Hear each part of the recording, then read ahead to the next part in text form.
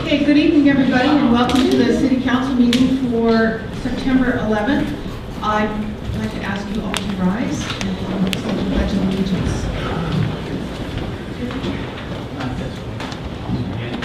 I pledge allegiance to the flag of the United States of America and to the republic for which it stands, one nation, under God, indivisible, with liberty and justice for all. Thank you. And I would like the roll call to reflect that all members are present except for Councilman Conaway, who is absent for work this evening. And our next item is approval of the agenda. Move to approve. Okay. Second. We have a motion and a second. All in favor say aye. Aye. Aye. Madam Mayor, Yes? as a point of order, I can hear that we concluded the special meeting or make announcements following that. Should I do it now or under item 5, presentations and announcements? Is that okay? Or You can probably do it then. Okay, thank you. So now we're going to move on to presentations and announcements. And I did have an announcement to make. We adjourned our special meeting at 6:30. And I do have an announcement on item from the previous agenda, item 4A, and that was to announce that we would have awarded our city attorney contract to the firm Aylshire and Winder, and Ms. Tiffany Israel will be the city attorney. We'll be talking about that in another agenda item, so you'll learn more about that. Also, we have voted to unanimously to turn our litigation over, continue our litigation cases, some specific litigation cases with Myers Wooders firm. So we'll talk more about that later. And in the interim, are there any other presentations or announcements by council members? Yep, go ahead. I have 3 announcements. My first announcement is to recognize we are thinking through 9/11. It's been 11 years since the attack on our nation. So I wrote something I'd like to share. We remember the great loss of the previous precious lives at the Twin Towers, at the Pentagon, and in a field in Pennsylvania. We remember the great courage of the first responders and of average citizens.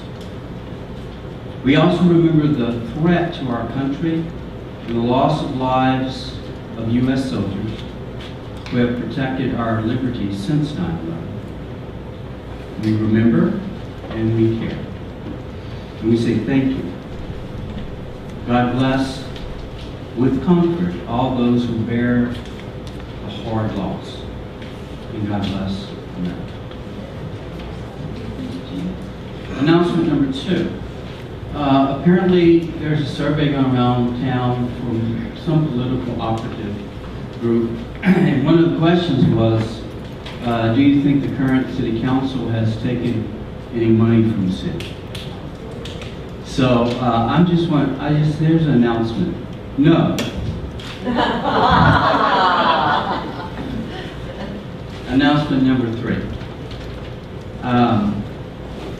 Last council meeting, Mr. Conway spoke during the public open communication time. Mr. Conway accused our mayor of manipulation and having the former city attorney removed, and that accusation is entirely false. And so I want to read into our record. I'm sorry, I hate to interrupt, but I think that to the extent we would like to discuss these issues, and as to the second point, it may be better to agendize those so that matters of the public who wish to comment on those issues will have a chance to be present.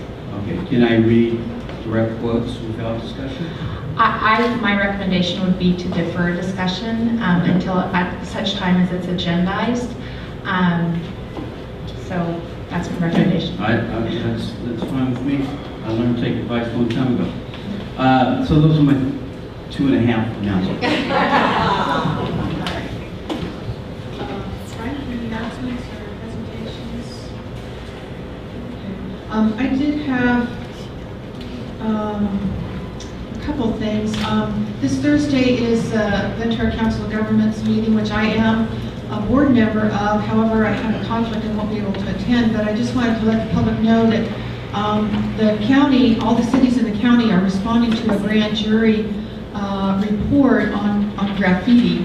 And I know graffiti is a big problem for us here in Fillmore, and I just wanted to let everybody know that the VCOG is going to be having a summit this fall on graffiti, and they're going to be coming out with a county-wide ordinance that we may or may not adopt. I don't know. So just put that on your radar that graffiti is being addressed at a county-wide level by law enforcement and the DA and the grand jury.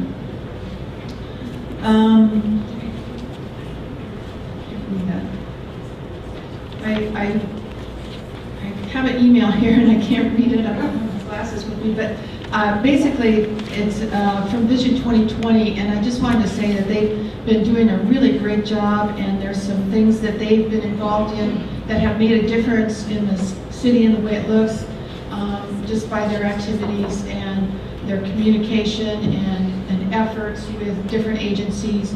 And I'm not going to say that we got 126 repaved because of them, but that was an issue that they had talked about. Getting the post office painted, they were instrumental in that. So I just wanted to give some kudos to the Vision 2020 that they do such a great job for the community. That's all the presentations and announcements that I have. And our next item is a recognition of David Smallwood and Mark Jones for Aquatic Center maintenance efforts. So, meet me at the podium. Looking for Mark Jones. Wow. Oh, I'm sorry.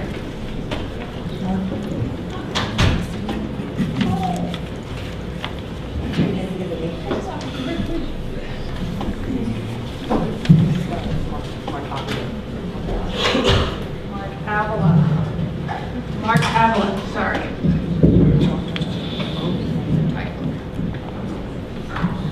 So this is recognition for Mark and David. I'll hand that to you. This is outstanding volunteer efforts towards maintenance of the Fillmore Aquatics facility. It's my understanding, I don't know if Rico wanted to make any comments, but it's my understanding that you guys have been going to the Aquatic Center on their own time as volunteers to work on the pool there, do maintenance and other chores, and everybody really appreciates that. And that's, I don't know what we'd do without you guys. Thank you very much.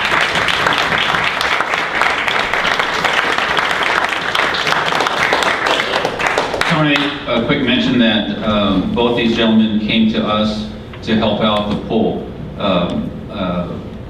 No surprise to me that these two fine outstanding citizens stepped up to the plate to help out the aquatic center that is in desperate need. So again, I don't want to take any further, Mayor, but thank you so much. Thank you, I also have one from Victor Casas. Is Victor here tonight? No. Okay. Can you Yes, give it to him certainly. and express our gratitude to Victor? Yes. So, all right. Well, thank you very much for coming. Appreciate it. Picture, please. Sure.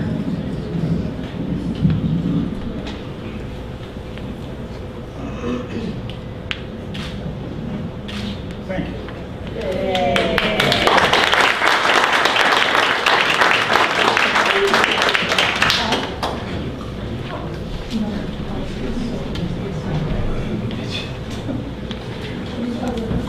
I requested the mayor just to make a quick comment. As a public works supervisor, as a fire chief and a lot of other jobs that we do now, we're just there doing a lot of the work above and beyond, but we're paid. It is our job, and it's something we accepted. When Public Works took over the pool, we were pretty busy as it was, and Mark stepped up and went to the class with me with our background in water. It was helpful to take over the pool, and he has water treatment. We both feel a lot of concern for the health and safety of the city with the water treatment, and with the pool as equally as could present problems if not taken care of properly. Mark stepped up, meets me there at 5:30, and we inherited this rather quickly. Learned together, a lot of phone calls, a lot of contacts. But every morning at 5:30 before we went to work, he would be there and we would figure some things out. And as we got better at it, there were times that I wasn't and pulled away in different areas, and Mark was always there every morning. I feel like it's part of my job. It's something I accepted, but Mark deserves more recognition for what he did. And he's come back during the day, lunch hours, come back at night, adding chemicals, things like that. There's never been one time that I haven't needed him when I've been too busy with something else that he hasn't come and helped take care of it. So I believe the recognition goes to Mark more than me. I believe this is just part of my job, but Mark's always been there, and without him it would have been almost overwhelming for Public Works to be working on it. So I just wanted to say that. Thank you.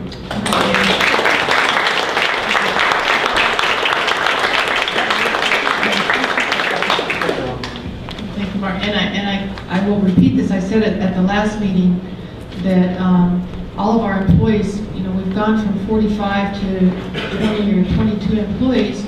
So our workforce was cut in half, but the workload wasn't.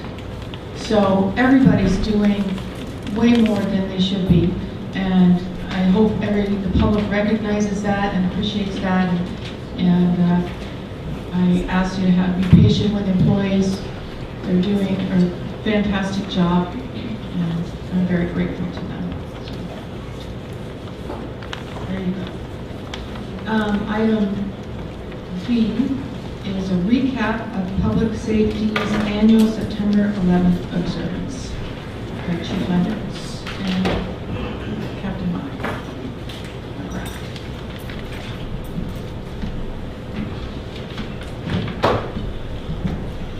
Good evening, Council, Mayor Washburn, City staff. As we commemorate today, September 11th, we all have our own memories of where we were when this darkest day in America's history happened. Chief Rigo Landeros and I represent public safety. We want to thank, number one, everybody that contributes in the community as well as public safety on days like this, and we hope to God this never happens again. However, I put a few words together and I borrowed a few quotes because I'm not the best writer, and this is a special day and I wanted to reiterate the importance of 9/11 for all of us. We shall never forget. We must remember every innocent victim, every brave rescuer, every brave hero who died in honor. We must always remember every family that still lives in grief. We must remember to this day, cherish the spirit our country has and the brotherhood we all share to continue to live in a country that respects freedom for all. There's a quote from the wife of pilot from the American Flight 93 that crashed in Pennsylvania, and I think her comment should be repeated daily. If we learn nothing else from this tragedy, we learn that life is short and there is no time for hate. The terrorist attacks of September 11, 2001 took nearly 3,000 lives, innocent people going about their day just like you and I. At the time, New York City Mayor Giuliani made an observation, and I'm going to borrow his quote because I think it sums up quite nicely to commemorate 9/11. The attacks of September 11th were intended to break our spirit. Instead, we have emerged stronger and more unified. We feel renewed devotion to the principles of political, economic, and religious freedom, the rule of law and respect for human life. We are more determined than ever to live our lives in freedom. That was from Mayor Giuliani. And once again, we commemorate today and we respect those that lost their lives, that paid the ultimate price, because we live in a great country, the United States.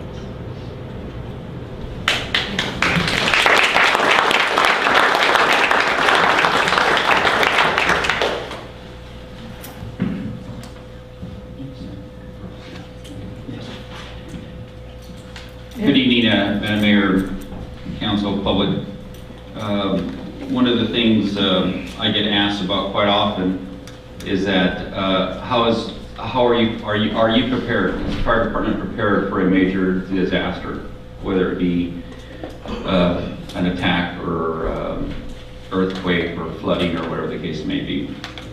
And quite frankly, my answer to them is, are you prepared? If you divide the amount of local volunteer firefighters we have in the city by the amount of population we have, it's going to be extremely overwhelming, to say the least. To get to everybody in need is going to take a lot of time. Unfortunately, the triage plan comes into place, and what you may think is immediate need to bandage a bleeding leg or a broken arm may not be that important at that particular time. That's just part of the triage system.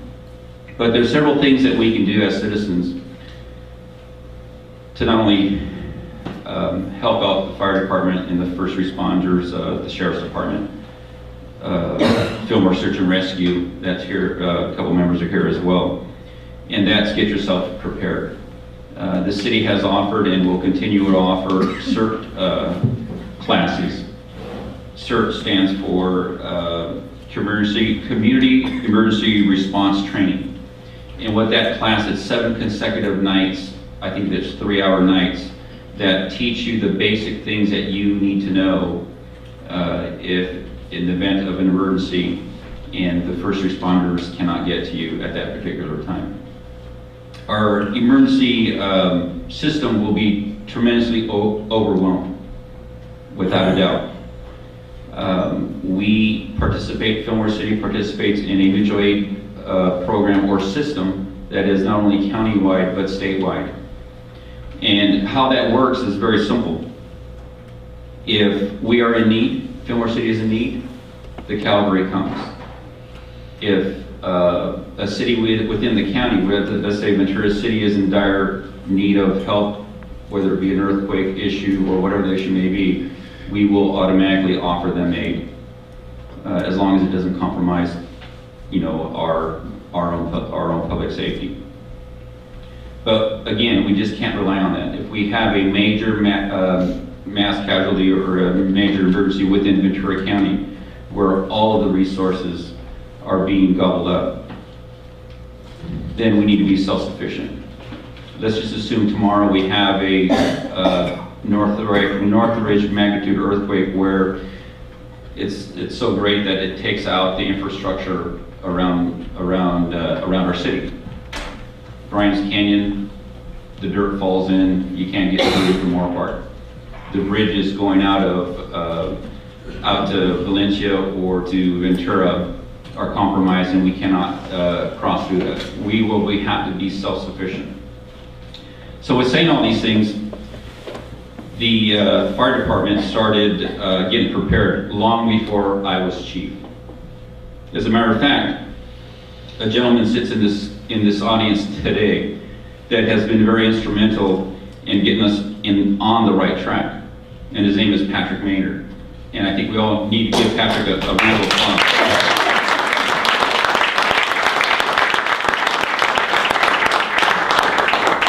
Patrick Maynard currently works for the county EOC. Each city has a EOC. EOC stands for Emergency Operations Center. That EOC is our communication to not only the county but to other cities in a request for services or give updates to make sure that everybody's okay. Without that EOC, the emergency response system would be at a standstill. One city wouldn't know what the other city was doing, and there would be no way to figure out how these resources are going to be sent out to efficiently help one another. So Patrick put together what I call our emergency Bible, and I believe each one of you, except for Eduardo, which I'll make sure that I get one for you tomorrow, should have. And it's a detailed step-by-step in the event of an emergency that anybody, can pick up, and they're very understanding of exactly how the management system is going to work. Not only are we going to have to manage the emergencies, but just as importantly, manage our resources and how we're going to get reimbursed from those resources.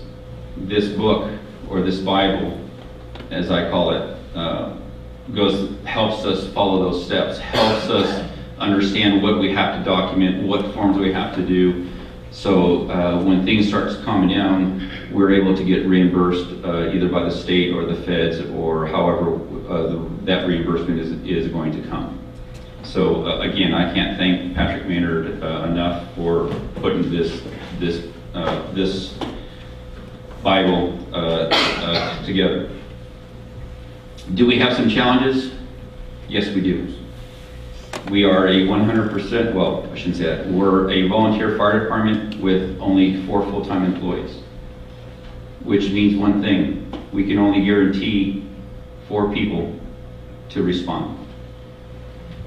During the North Ridge earthquake, I worked for the county of Ventura, and the first hour of the North Ridge earthquake, the first hour I spent getting my family put together and making sure they were safe, and delivered them to my mom and dad's home up on Foothill. And then I went off to help the rest of the citizens here at Fillmore. So with that being said, we have to take that into consideration, which brings back the point I'm trying to make, is that we, as every one of us citizens here within Ventura County and within the city of Fillmore especially, have to be prepared.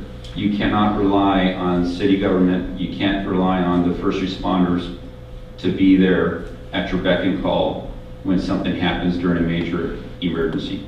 We will try, and I'm not standing up here saying that I'm not going to try my best to help every single one of our citizens, because that's what you hired me for. But what I'm telling you is that help us help you. Help us help you by getting prepared. The VC Alert is another tool that we have out there. Patrick Maynard sent me the amount of numbers, and I lost it on my head, but it's over 240 people that have only signed up within the city of Fillmore. Again, you can lead a horse to water, but you can't make him drink type of a deal. And we've had a media blast, we've had get-togethers where we've handed them out. I was at a school board meeting last week.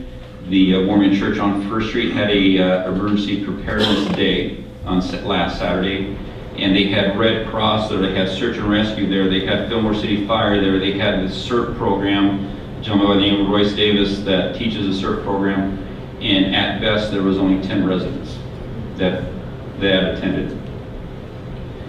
So that's reality. That's my reality. That's my reality, because this is what I live every day. The fear that something's going to happen and we are not all prepared. So I'm asking you, as the fire chief of the city of Fillmore, to help me help you. I'm asking on behalf of the Sheriff's Department, Monica McGrath and her team, to help, because law enforcement is going to be in the same boat. So we're asking you guys to help us help you by taking the CERT class, sign up for VC Alert, so we can get notified in a timely manner, so you can get instructions when an emergency does happen. And there's a variety of things that VC Alert can alert you to, and you can get on vcalert.org. That'll give you a listing of the items that the choices that you have to be notified. So at this time, I'll open it up to any questions. Any questions for the chief? I want to thank you, and to have a preparedness. I've been trying to carry the flag of VC Alert since I was aware of this. What can we do about that?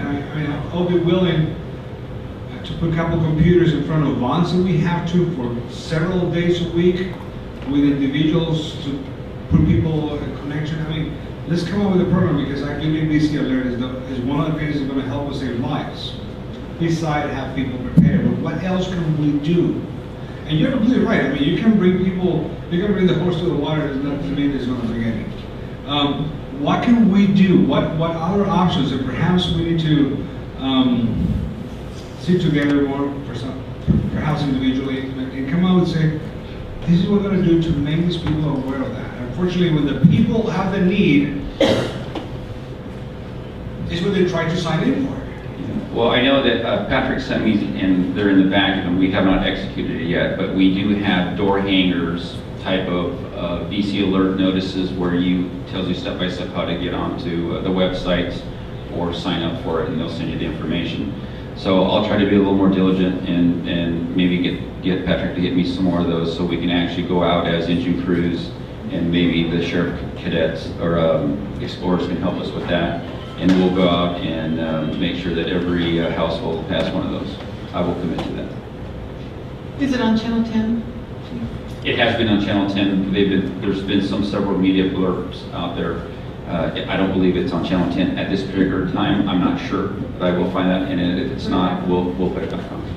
I'd recommend it. I signed up for it, and I get an alert, I'd say one about every other week or so, because I did sign up for, there's like road closures or other items that you can be notified of too. Chief, let me know. I'm willing to help. I'm willing to put the time. Let's go door by door and with a computer, with a tablet, and let's do it. You know, let's try to explain to them why we're doing this, and maybe we have to go door by door. If that's what it takes, I think that's what we need to do. Now, I'm glad that the city's prepared. I'm glad that we have. What we need to do is, as individuals, we need to get prepared, as you say. But you know, come with me. Let's come up with a plan. I'm willing to work with that and personally get involved as much as I can to do this. Anything else? Thank you very much. Thank you so much, everyone. Thank you. Sign up for the CERT classes, people.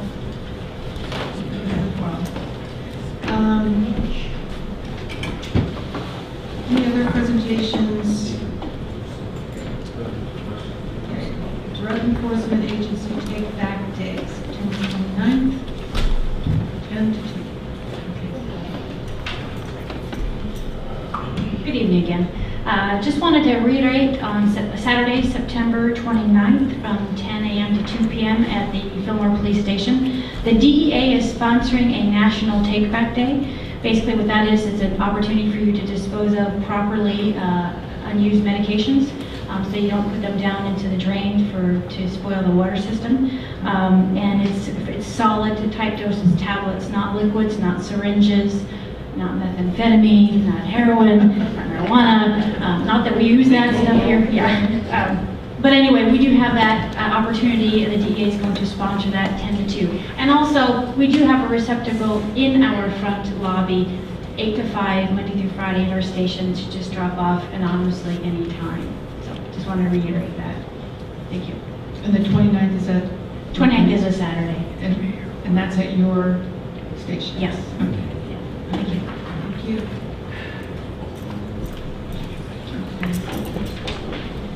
Anybody else?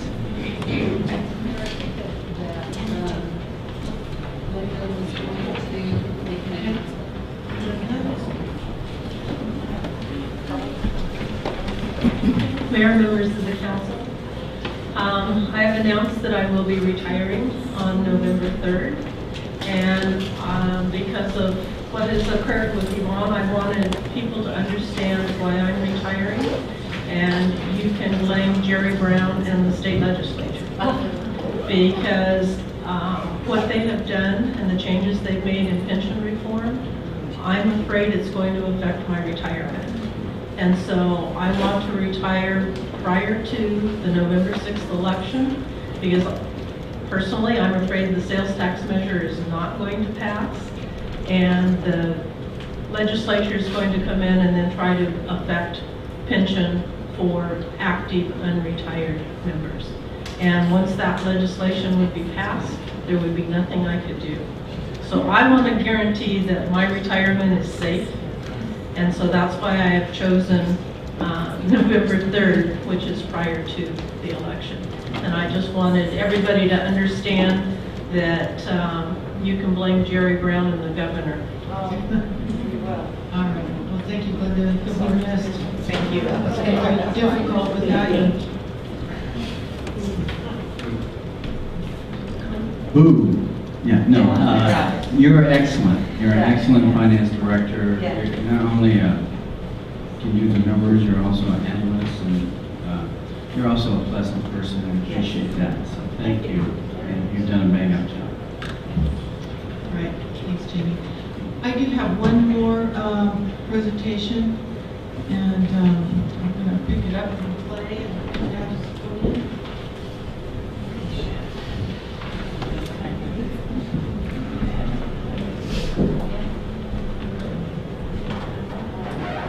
Ask Yvonne to join me.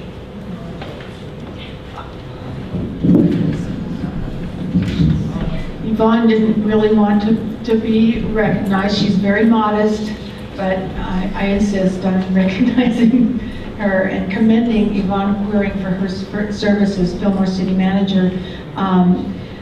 You may not be aware, but Yvonne has accepted another position in Northern California, and so she'll be moving on, and we're going to miss her.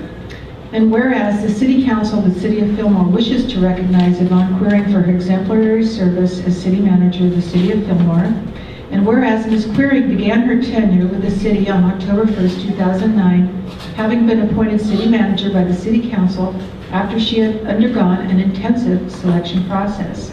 And whereas her knowledge and dedication to the City's interest during this once-in-a-lifetime set of circumstances, which unfortunately happened during our lifetimes, has been commendable.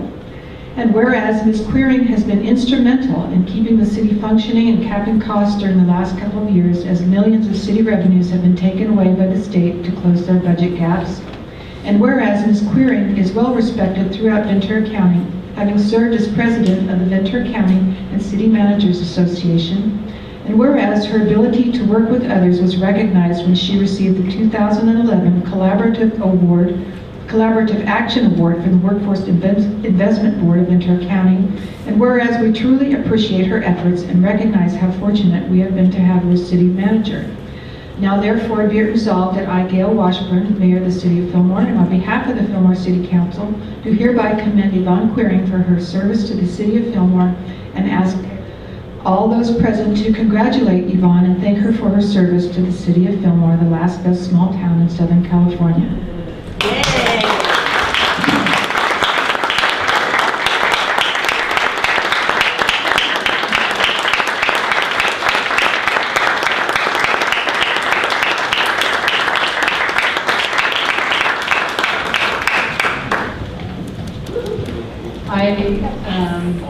Most of you know how much I love the limelight. So I'll make this really short. It was a privilege and an honor to serve the council and the residents of Fillmore. And I worked with the most wonderful staff, and I really, truly appreciate all that everybody has done, especially over the last several years with the cutbacks that we've had. Everybody has given more than their share, and they've really shown that spirit of the last best small town. And I do thank the council and the residents because I've enjoyed working with all of you, and I'm going to miss you all, especially the staff. So thank you all. I appreciate the opportunity. Thank you, Yvonne.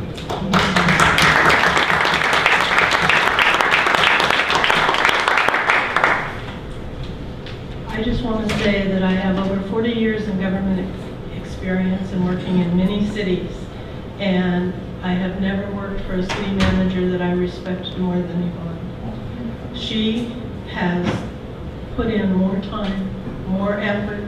She has taken cuts before she imposed them, or council imposed them on staff. And I really appreciate being able to work with Yvonne. I'm going to become emotional.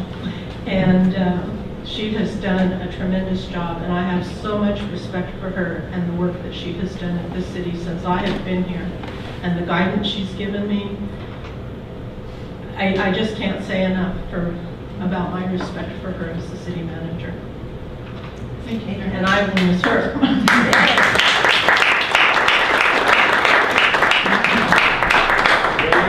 Thank you, Glenda. You want And, public comments? I agree with that. And Glenda, I did want to say that I've heard that from many professionals throughout the county that have worked with Ivana.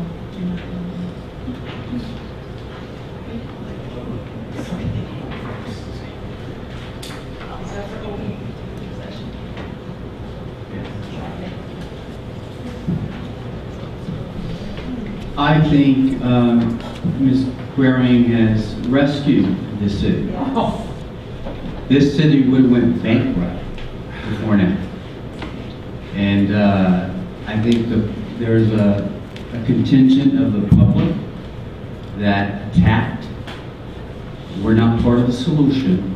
They were part of becoming a problem. And that's unfortunate. And there's a part of the population, the part of the citizens that want to help, a large part. And they say, okay, well, let's look for cooperation. Ms. Quering went to the public, she went to social clubs, she was explaining the situation. We have had explanation after explanation out of the state that's just slashed our income. And there are components of goodness in this city that has sustained us. And Ms. Quering was part of that component of talent and goodness. She's a good person, and she had to make some very difficult decisions. And I commend her for that kind of courage. Thank you. Anybody else? Okay, we're going to move on to our public comments section, and this is the time for individuals within the community to make comments on items that are not on the agenda.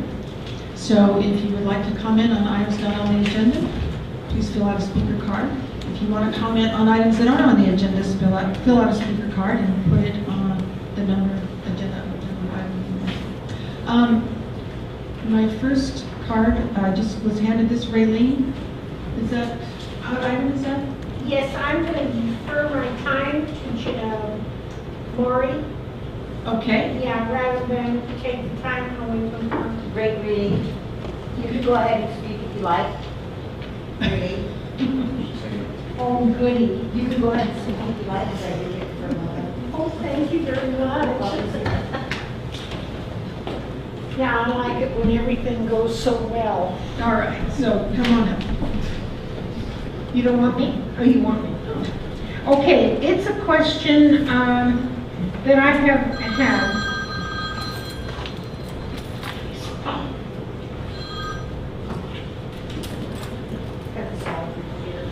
You want to see this out so you know what I'm talking about? And that one's from this prayer.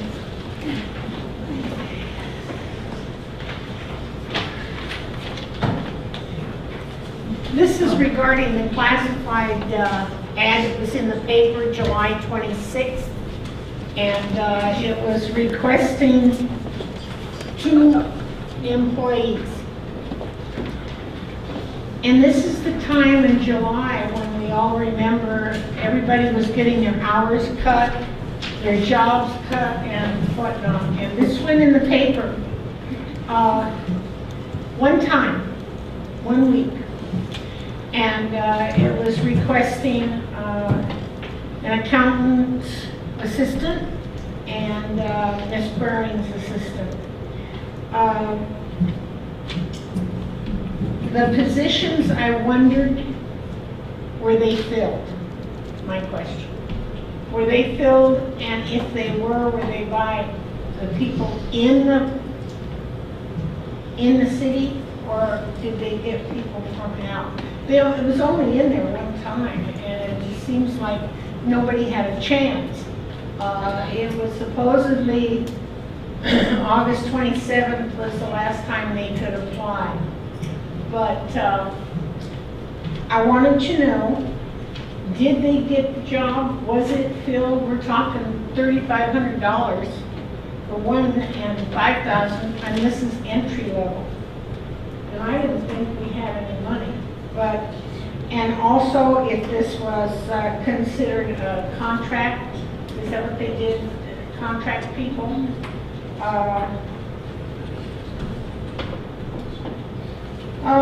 Or were they just normal, everyday people that walked in for a job?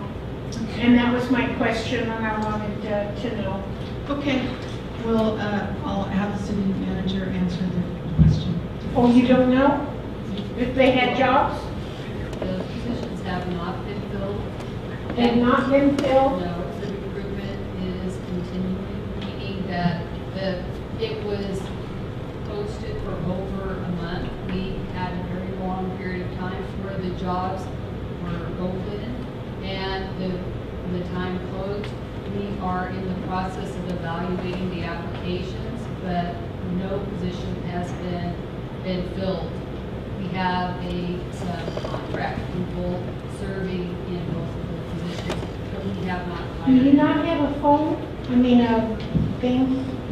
I can't hear you yet. I said, I'm sorry, it's on, and. It's on? Yeah, it's on. Eric hearing it isn't. Okay. I'll be happy to talk to you about that. I said that the positions have not been filled. Recruitment date ended, and the positions have not been filled. So we don't have, those are still outstanding.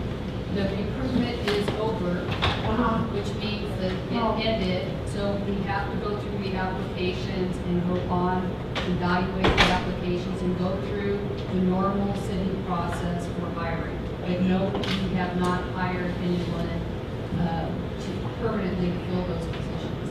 Okay, thank you. How many applicants do we have? Do you know? We did get a lot of, off the top of my head, I don't remember, we did get a lot of applications, but getting a lot of applications and getting qualified applicants are two different things. Okay. And be aware that these positions are in the budget. So they've been anticipated to be filled for quite a while. Okay. So our next speaker card is Ms. Melissa Hernandez. I'd like to give my time to Lori Hernandez. Okay, Lori Hernandez. So you have 6 minutes, Lori. Come on up. Good evening, Mayor and members of the council. This is going to be a little bit long here, so pay attention, people. I got the timer on. All right, so I'm telling the citizens to pay attention. On August 28th, the City Council convened on 2 separate occasions. For the sake of clarity, I would like to refresh the council's memory and the memory of the public on these items that were discussed in a 5:30 p.m. closed session meeting per the agenda published by the City of Fillmore. A, Conference of Labor Negotiations. B, Conference of Labor Negotiations. C, Public Employment Appointment City Attorney. D, Conference with Legal Liability Claimant Arnaldo R. Salazar, agency claimed against the City of Fillmore. E, Conference of Legal Counsel, existing litigation, Subdivision A of Section 54956.9, El Dorado versus the City of Fillmore. Prior to adjourning to closed session, Mayor Washburn indicated council members would be omitting items A and B from their discussion and only be taking up items C through E. Mayor Washburn further indicated she was unsure if any announcements would be made upon their return and to be standby. Moments later, Washburn offered the council the opportunity to approve the consent calendar which contained the following two items. A, adopt resolution number 12-3359, replacing resolution number 865 for the City of Fillmore pertaining to the employer-employee relations. B, directions to staff and authorization, if appropriate, to process claim for removal of trees. Verbal report. This suggests suggestion was turned into a motion by Councilmember Brooks and seconded by Edward Gonzalez. At this point in time, Finance Director Glenda J. stopped the City Council from moving any further, citing the fact that they needed to discuss the items on the closed session agenda prior to approving the consent calendar. Mayor Washburn concurred and tabled the motion. Mayor Washburn then determined the City Council could move forward on item A from the consent calendar, at which point a motion was made by Councilmember Conway, seconded and passed. The City Council then adjourned to closed session. Prior to adjourning to closed session, Mayor Washburn voiced no opportunity for any member of the public to speak of the items they were about to discuss in closed session. At approximately 6:40 p.m., 1 hour and 10 minutes later, after adjourning to closed session, the Fillmore City Council emerged from their closed meeting and called the 6:30 meeting to order. Prior to calling the second meeting to order, no announcements from the 5:30 meeting were made, and nor was the meeting adjourned. Moving into regular business, Mayor Washburn requested item 7F be pulled from the agenda pending further discussion. The council unanimously approved of this change to the agenda and passed the motion, permitting this item to be pulled. I am not sure if anything should be further said about this, but it seems unusual that they would all agree to pull this item with no explanation. A normal person who did not break the Brown Act would ask why these items is being pulled, or at least someone on the council should have provided an explanation to the public. Also, they never took this up for later discussion. Following these changes to the agenda, approximately an hour and 15 minutes worth of announcements, presentations, and public comment took place. Finally, the City Council moved to the item 7, consent calendar approval. At this time and point, Councilmember Brooks moved to approve the consent calendar with a pulled item 7F. Councilmember Conway seconded the motion and a voice vote was conducted, approving the consent calendar unanimously. By now, you may wonder where am I going with this record of events? I'm sure you're wondering. On both the 5:30 and the 6:30 agenda, two similar items were listed on the consent calendar.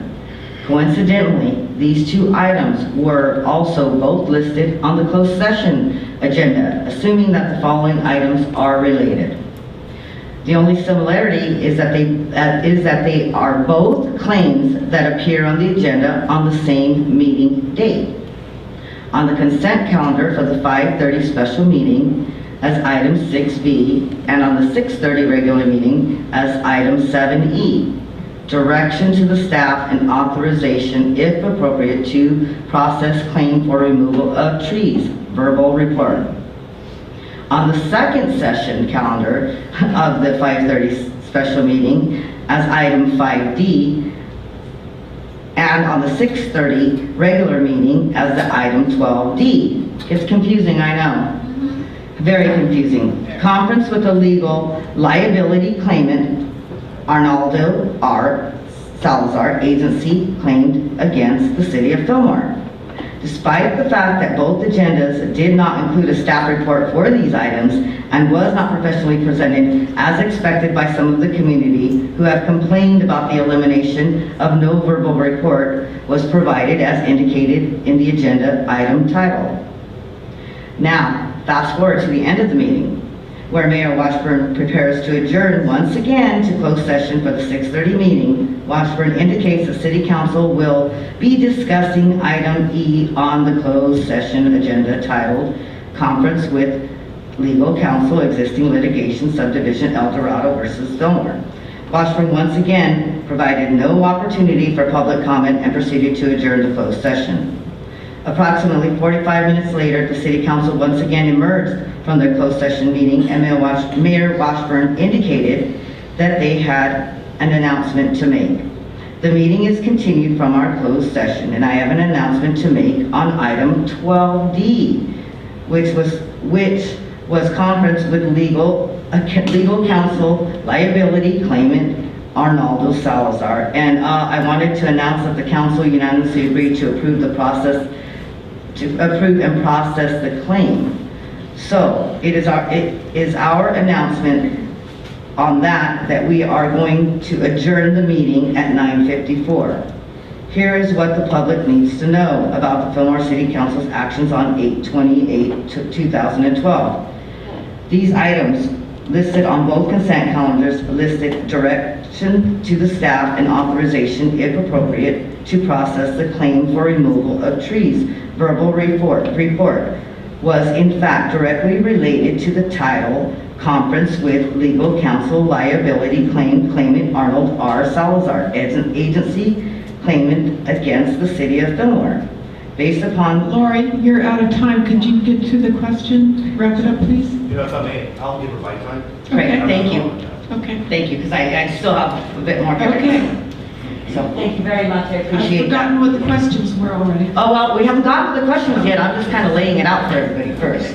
So we'll get there, trust me. Okay, based upon their different descriptions, the public should be given clarity on the relations of any of these items. According to the provisions set forth in the Brown Act, agenda titles should be given sufficient notice to a reasonable person that a particular matter would be deliberated or acted upon at a closed session meeting, enabling the opportunity to speak or ask questions on the matter prior to adjournment. There is no age. Taking all this into consideration, I'd like to present the council with the following questions and comments. And I'd be more than happy to give you a copy of this when I'm all done, by the way. That would help. Number one, what staff member decided to make this a consent calendar item? As you should know, consent items imply that there is no discussion needed and it does not make sense to put a verbal report on the consent calendar. Number one. Further, consent calendar items for non-controversial items, but this item, if related to the closed session item, is clearly in need of discussion and has controversy. The consent calendar is also generally for routine items for routine items, and this was certainly not presented in a routine manner. It obviously took effort, thought, determination to coordinate these items on the agenda, and the exact reason behind it is unknown. Number two, who was the staff member and or council member appointed to provide the verbal presentation that never occurred? Number three, assuming they're directly related, why was the consent calendar item placed on both agendas along with the closed session item?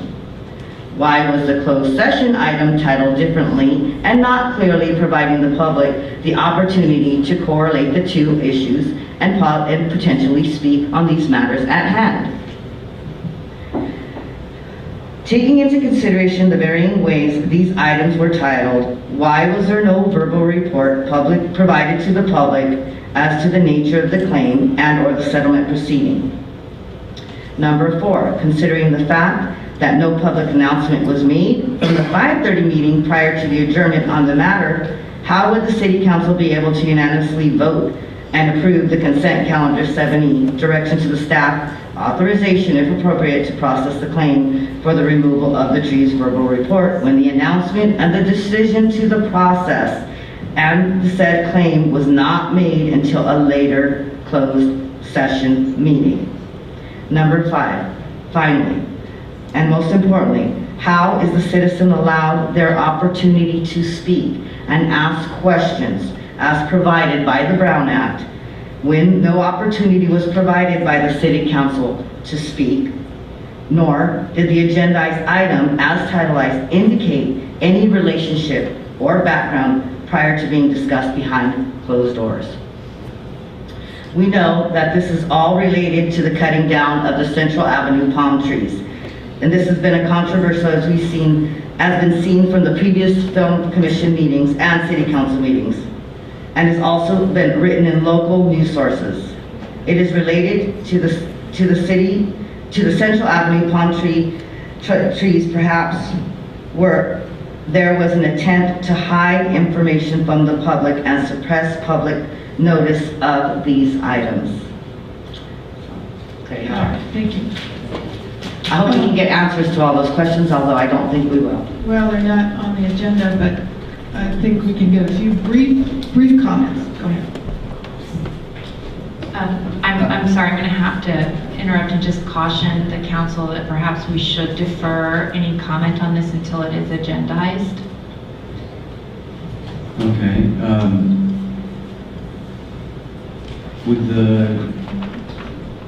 Would our council like to express why we put things on a 5:30 agenda and a 6:30? Sometimes they're the same thing. It's a similar thing happening tonight.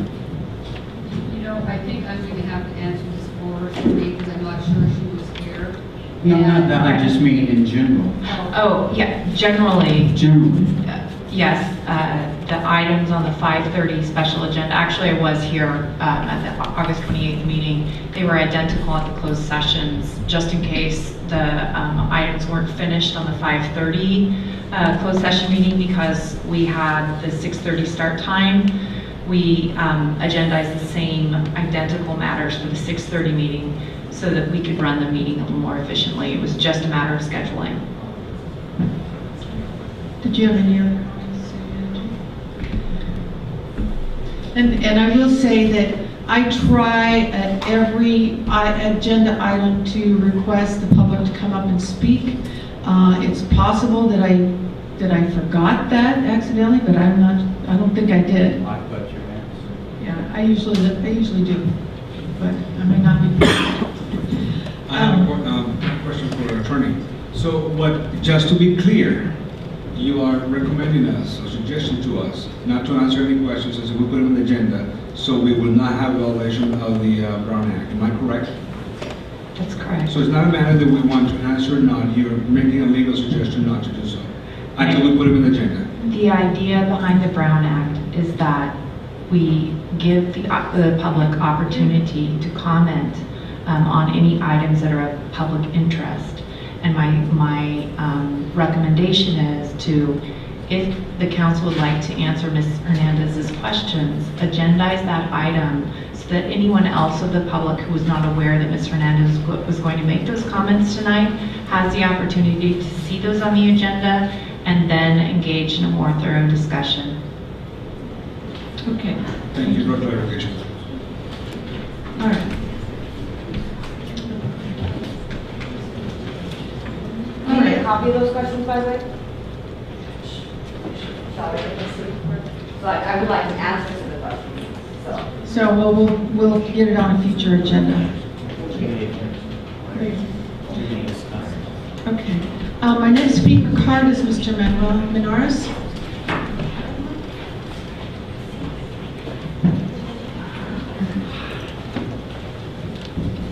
Hello, I'm Roman Harris, 652 Ash Circle, City Council candidate as well. And I'm here today to voice my displeasure with the departure, the nature of the departure with City Manager Yvonne Query. But I also want to voice my condolences to the loss of your father as well, on the personal side. From the perception of a resident, the departure seems abrupt, and it really comes at a very difficult time in our history right now, Fillmore. Given our budget, the fact that we don't have a mid-year budget, and the fact that we have a departing finance director, and the final of the city council not having a plan before the city, at least to have a replacement for the city manager, is very concerning to myself and to a lot of the residents of Fillmore as well. So I felt it was very important for me to speak on behalf of the residents that do feel this way, and would like the city council to engage the public in the search for the next city manager, and also to also include or educate us about what type of criteria you're going to be looking for the next city manager.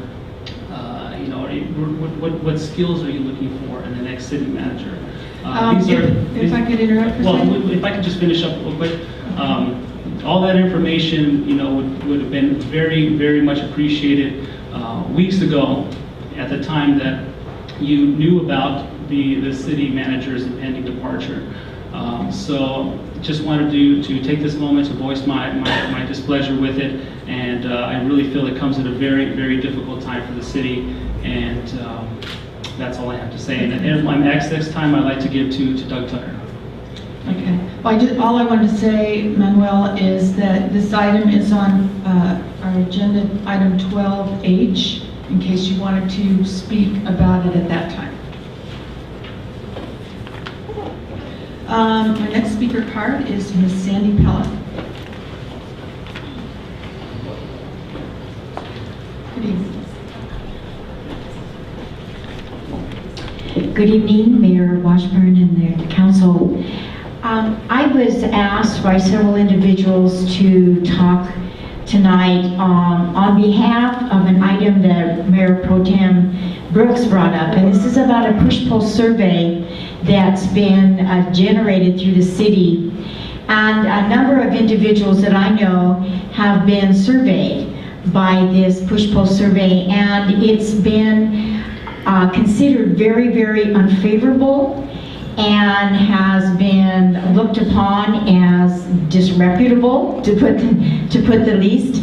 I'd like to just go over and tell you how this survey's been conducted, and this is basically for the benefit of the public and not for the city council, although it is presented as an opinion poll for the council. So as the respondent gets the survey taker says, we would like to get your opinion about the city council. So it creates interest right away.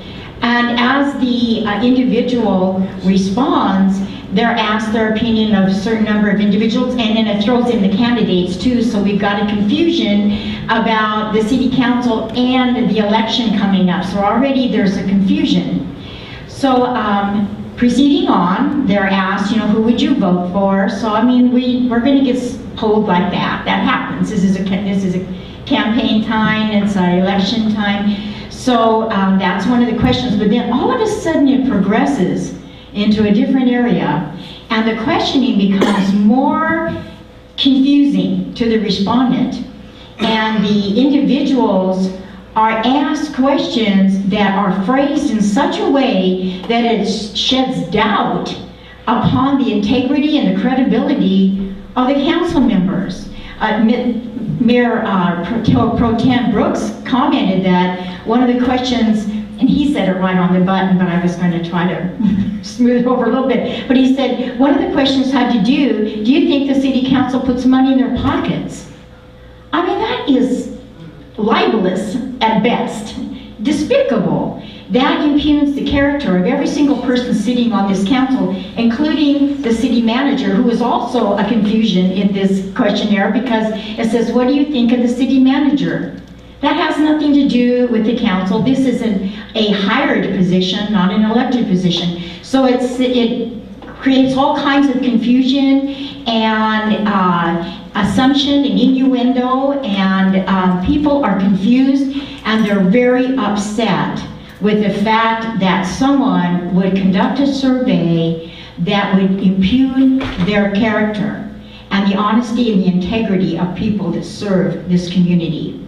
And I know that we're in a time where in the next 6 to 7 weeks that there are going to be various types of techniques and tactics used by campaigns that's going to be somewhat questionable at best, but to discredit individuals who work selfless hours. And we just heard about the city manager, how many hours she's put in. Well, I happen to know that the city council puts in a lot of hours to prepare and to do what's best for the interests of the city.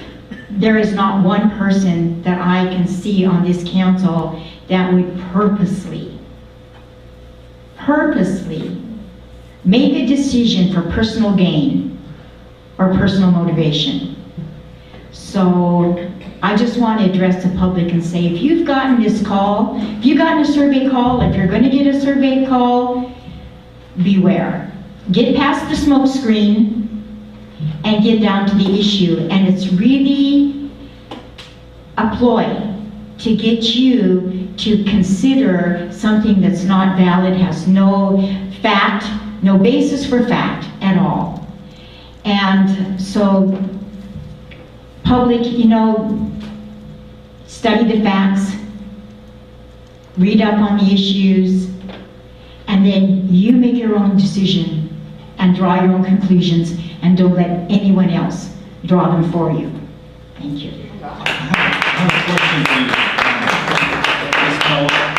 I have a question.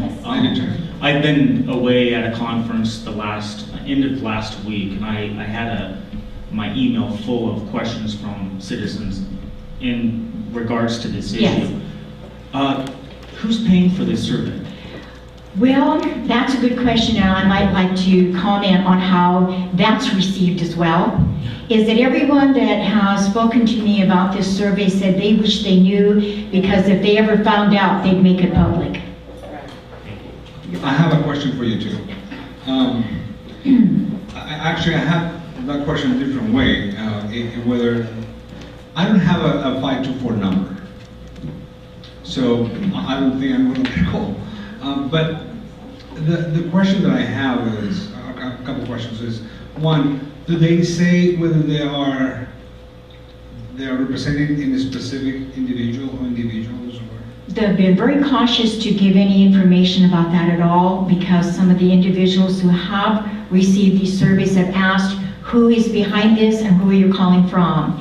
And they're not giving the information, but they'll skew. These are very, very skilled poll takers.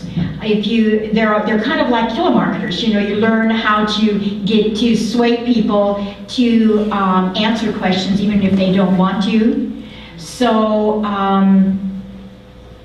it's just undermining the efforts that people put in to serve the city and to draw a bad connotation on their character.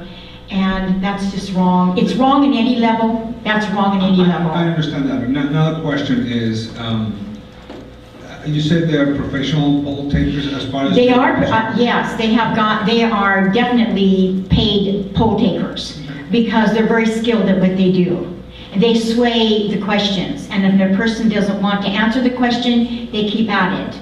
They keep driving the question until the person either hangs up on them or responds. Okay, and finally, lastly, it is important for everybody to know that taking a poll is not illegal.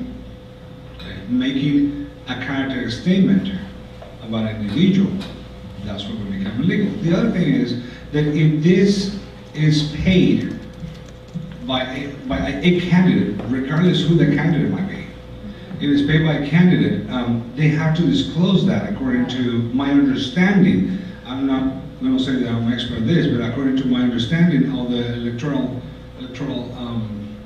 laws, right. That is my understanding, unless it's a public poll like the newspaper or any of those people, Fox News or whoever is doing the polling, which normally they will take, because I have received those calls and normally tell, this is so-and-so from this company, and we're trying to do a poll, we're willing to participate. But have they mentioned that they are going to... They're avoiding that. In fact, the individuals that have asked that question have gotten this response, that the poll takers say they don't know who's behind the poll. Which is probably true. It probably is true. Yeah. But just as a general comment, I mean, having a poll is not appropriate. Yet the problem that I have is, okay, I'm going to be shut down. The problem that I have is that the fact that too much discussion. Well, again, I think it's but to the extent you seek clarification from the public comments, that's a little is okay. But again, to the extent you get into the substantive matter of what the public is speaking about and which other members of the public might be interested in commenting upon, we should really defer discussion. My recommendation is to defer discussion until it's agendized. I think you answered my questions, thank you. You know what, since she had that much time, can I say something about this issue? Because it's real brief, 50 seconds or less. I did not. Well, fill out a speaker in any way, card. shape, or form. Fill out a I don't speaker appreciate card the and come up. activity. That's it. I just said it. You guys did. You're saying that a candidate paid for a poll. No, That's not appropriate. It was a path. It doesn't All right. matter who it is. I'm just saying. If you want to make a comment, please fill out a speaker card. My next speaker is Ms. Norma Amara.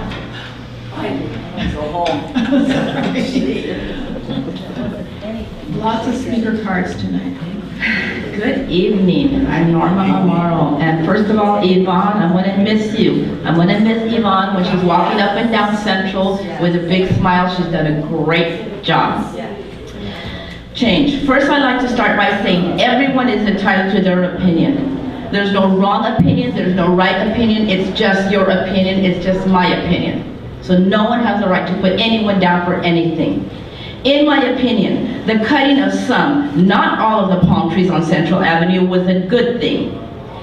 The removal of the trees brought in filming. Filming brings permits for the filming, bring in monies to go help the general fund, which is very much needed for emergency, police, fire department, parks, recreation, etc. Just like we were told about for the earthquakes.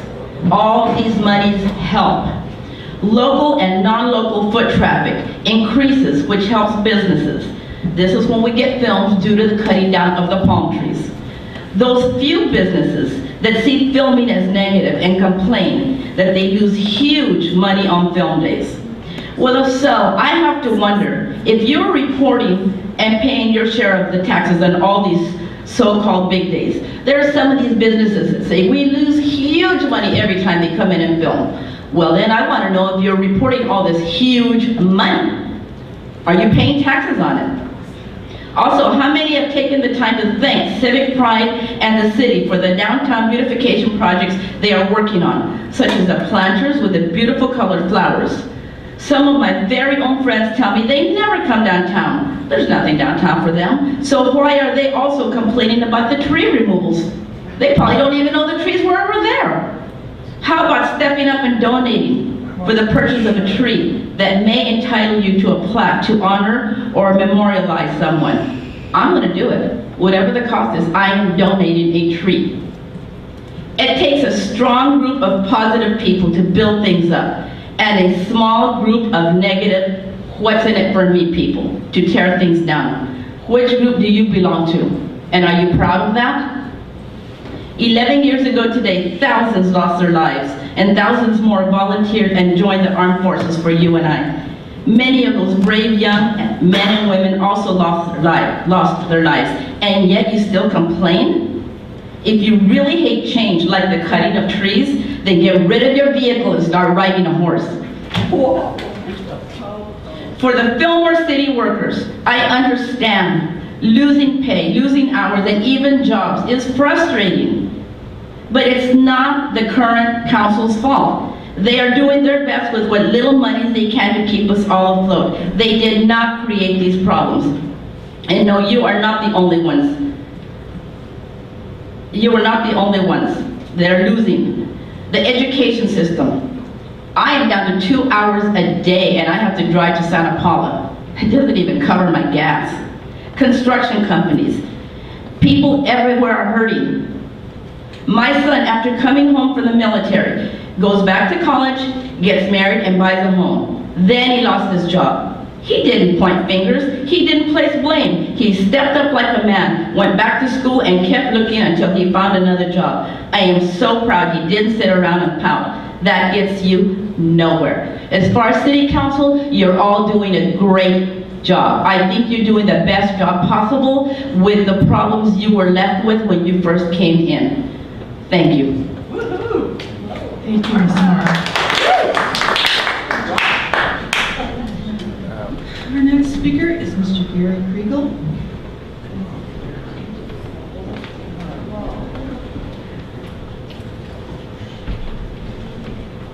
Is this for public comments, Mr. Kriegel?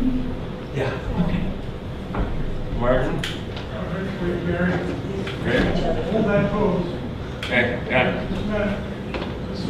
You're taking my time, Martin. Okay.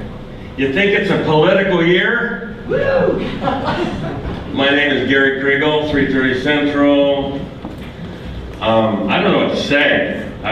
Several people have asked me lately, why is this town such a venomous snake pit? And, you know, I was on the council, I was up there, we were in the other building, where we should be now, by the way. We shouldn't have this dog ball. We can't afford it. But anyway, in the 80s, we had our problems and stuff, but it wasn't so divided and so venomous. You know, if people keep telling a lie, it becomes the truth. That's politics. If you read Martin's paper every week and you read that stuff, some people might even believe it's the truth. But we almost know. So I'm up here tonight to give a little historical lesson, hopefully in chronological order, of facts that are irrefutable and the truth about this body. Not necessarily you, but the bodies of the past, the councils of the past, the city managers of the past. Because the people out in TV land need to know what the history is, and they need to be reminded quite often. Reality isn't necessarily true. It's what people hear and think becomes their truth. So let me start, if I may.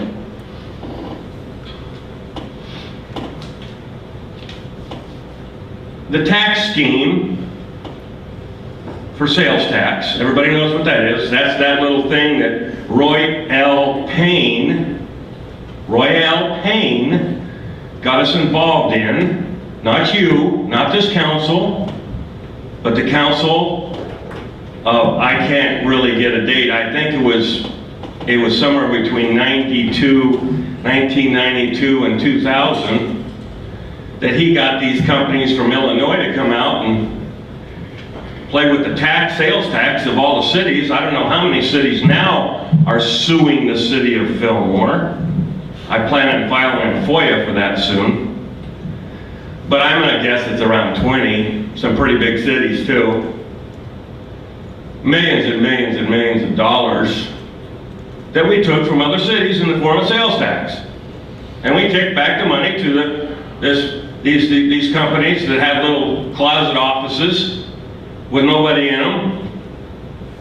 And now we're held to answer. The state of California came forward, the Board of Equalization, otherwise known as the BOE, and they came forward and they said, Fillmore, what are you doing? You can't take the city of Livermore and start with city of Livermore and city of industry. And now it's LA, San Francisco, you name it. And people wonder why we're broke. We had this infusion of money because we were taking other people's sales tax money. To her credit, Councilperson Patty Walker asked that current law firm that we had as the city attorney to vet it. I don't know if they did or not. Nobody has ever answered the question. Bad idea. But that's where we're at. We're spending hundreds of thousands of dollars defending ourselves, and people wonder, where's all the money? Damn. Some people are saying, you guys are taking it. Move on to the next one. The sewer plant. We had several meetings up at our memorial building, which I think housed several hundred people, and nobody wanted this gigantic sewer plant. That's why some of us got involved in politics in the first place. After the 80s, I never wanted to be involved in politics again. I just wanted to do my own thing. But we didn't want that big sewer plant. We didn't need that big sewer plant. We didn't need, if we did, we wanted to borrow money from the state at 2%. We didn't want to go out on the public and get bonds for 4 and 5 and 6%. We didn't want to do that, but they did it anyway, didn't they? And that's why our citizens who have one bathroom and a kitchen are paying $225 a month in a water bill, sewer bill. Per capita, we have the highest rates in the county. You didn't do that. None of you up there did that. It was the council before you and the one before that. Oh, we have to have this big sewer plant. It's going to be a model. That's another reason we're broke. And our citizens, why I'm up here is because I love this little town and the citizens. They convinced everybody when they were selling the bonds, if you remember, and I stood up and yelled and screamed and it didn't matter. They convinced everybody that we had the same economic demographic. That means the people of the city of Fillmore made this amount of dollars. The same economic demographic as Moore Park and Port Hueneme, maybe Ojai. And I stood up and I screamed. I said, there's no way. There's no way. But they sold bonds. American Water started building. Skateboard park. I travel all over the 7 western states. I do that in the summertime because people who know me personally know that I like to go around and fish and stuff a lot. So that's what I enjoy. I have yet to find a skateboard park of our size that costs more than $300,000. Our skateboard park cost $1.6 million. We're broke. The coup de grace. And none of you had anything to do with the skateboard park, okay? None of you up there had anything to do with the skateboard park. In closing, the last little gem. They had a fire chief that blew the whistle on budgets. They came to him and said, hey, you can't do that. Wait a minute, I'm doing it, I'm following the rules. Well, you're not a game player. So they fired our fire chief. Now that's going to a hearing next week, a multi-million-dollar hearing. And Pete Eggety, who this body, not this body, the last one, fired him for cause. 14 reasons why that he should be fired. The DA spent $500,000 and found no action, no cause for firing. Now we have to pay that. Can you? Thank you, people in TV land. I'll be back with more. Thank you for your comments. Mr. Farrell? Yes, ma'am. Don't interrupt speakers, and please no profanity in chambers. Excuse me, I didn't interrupt anyone, and I'm not using profanity, and I resent the false accusation. I'm sorry, who said it over there? Who said what? I didn't. Don't you know? Why are you accusing me? He's taking pictures. He's allowed to rub that. Profanity will not be tolerated. I did hear it. I heard it. I refuse to repeat it. Unprofessional. All right, thank you. My next speaker card, Mr. Bob Stroh.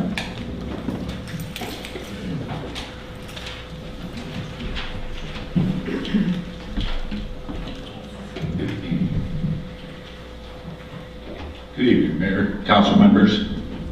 First, I'd like to say, Yvonne, thank you very much, and I wish you the best in your future endeavors. Someone brought up push polling, and that's a pretty interesting phenomenon or scheme. I think it was last year in Ventura there was a complaint filed against the police union for doing push polling, trying to influence voters by kind of tricking them. Push polling is not designed to gather information so much as to impart nasty little thoughts.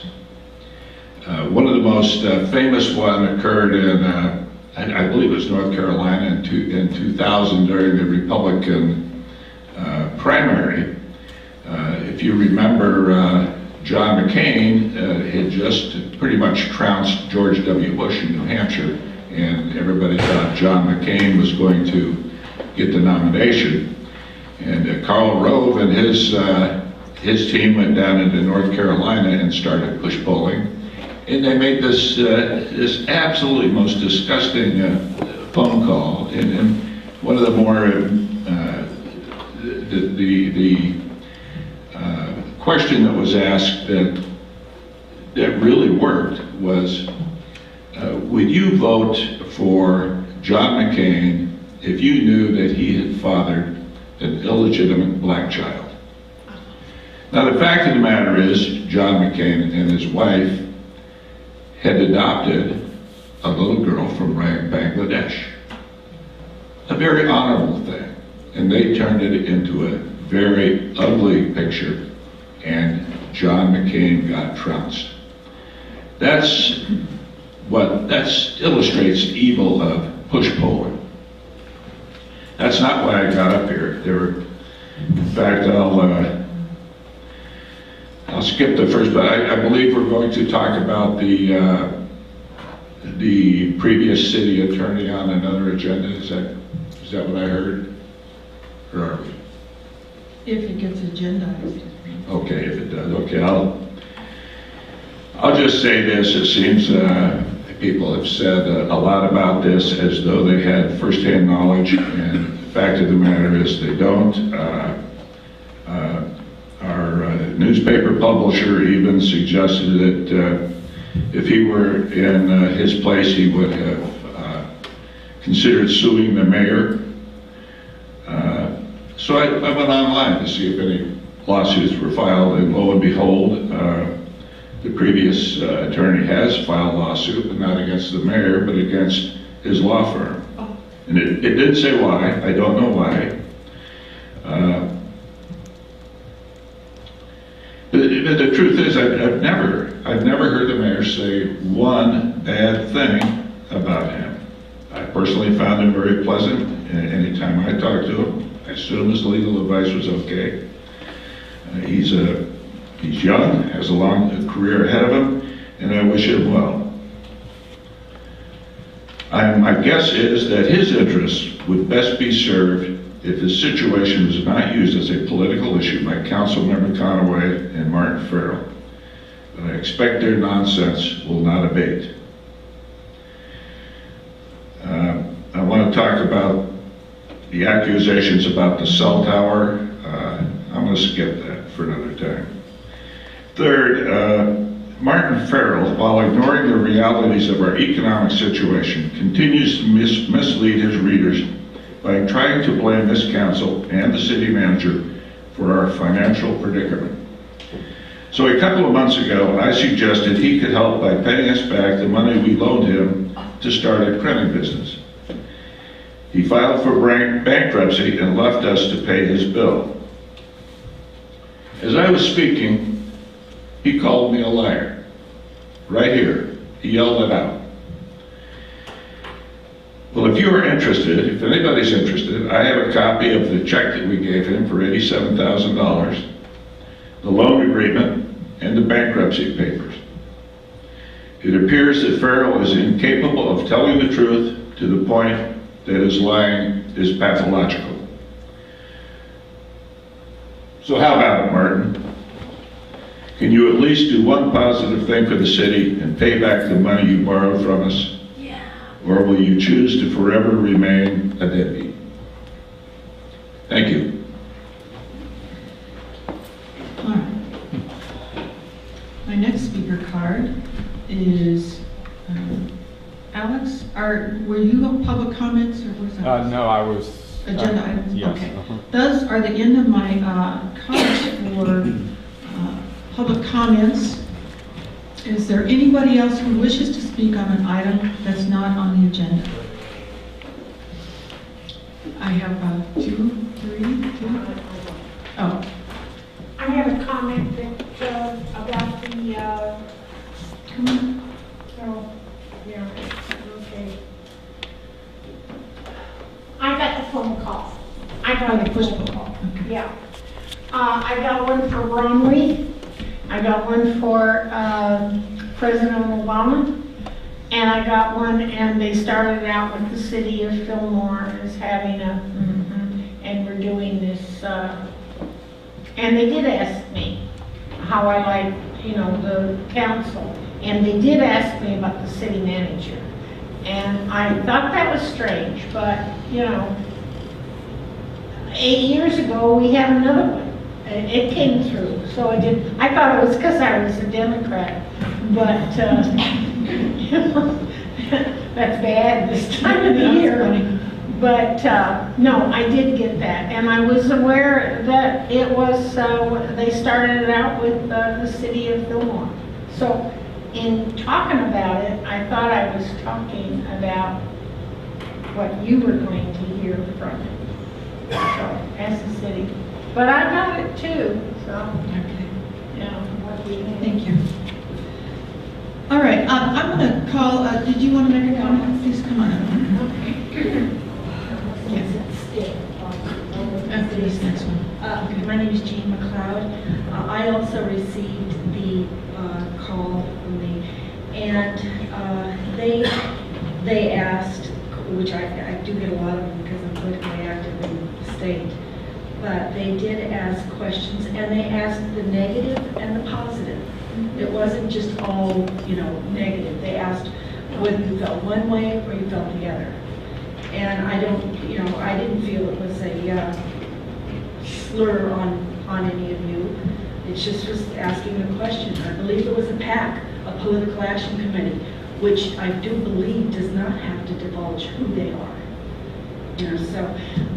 Also too, in regards to these speakers having said derogatory or negative things about the Gazette and the writing in the Gazette. I'm the writer of the Gazette, as you all know, and I try to be very, very honest, and I try to just give the facts as they are, as what you say and what you, I don't give an opinion, and my opinion's not there, and I'm paid by the Gazette. The Gazette does not tell me what to write. They don't take out things that I write. They don't put in things that I write. They leave it as I wrote it. So, and they pay me to do this. So to say that the paper is only pulling in negatives, why would they pay someone to cover what happens here and not finagle with it, not mess with it? So you got to take that. Okay, thanks for your comments. I'm going to call about a 5-minute recess. So we'll be back in 5 minutes. Okay, everybody, I'm going to call the meeting back to order after our little recess there. We had a long public comment period. Still have some more items on the agenda to deal with. Our next item is the consent calendar. We have 4 items on there. Item A, B, C, D. I move to approve as is. A motion, do I have a second? Second.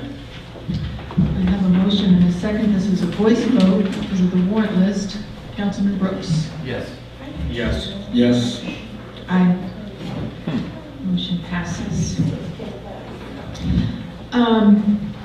Our next item is item 8A. This is consideration. Oh, I'm sorry. Did I forget? Yes, you did. Okay, come on up, Alex. I'm sorry. I apologize. I forgot to call you on item 7A and 7B. Well, I guess my comments won't mean much because you just voted. Well, We can always retract it. Okay. we can make a motion. Well, my to name's change- Alex Mulcoy, and I just had a couple of questions that I'd like clarified. Mr. Alex, would you mind to interrupt a second? I would like to move to retract that vote and give Mr. Alex the opportunity to speak, or anybody the opportunity to speak on this item. So that's my move. Second. Okay, we have a motion, a second, voice vote. Brooks? Yes. Yes. Yes. Okay. I guess. We amend that. Okay. So now go ahead, Thank Alex. you for that motion. We're so accommodating, aren't we? Well, my first question, I guess we got to go in order. It's on 7A on the warrant list. What page? 7A, but on the warrant list, I'll tell you the page in a second. Page number,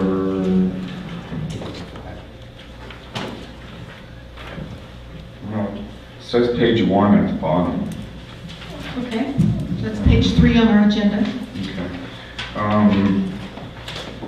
There's a warrant for palm tree removal to Arnaldo Salazar on 7/31 of this year for $3,900. I recall being told by the council and the Chamber of Commerce, Cindy Jackson, president, and the other lady, I can't think of her name, that the council was going to be cutting that check to for the palm tree removal, and that the city council was going to put in half that amount once they found the money or got the money from the film commission. My question is, I was wondering why, if the Chamber of Commerce already paid that $3,900, as was discussed and stated several times, why we're now paying it again. Do you want to answer that, city manager? Okay.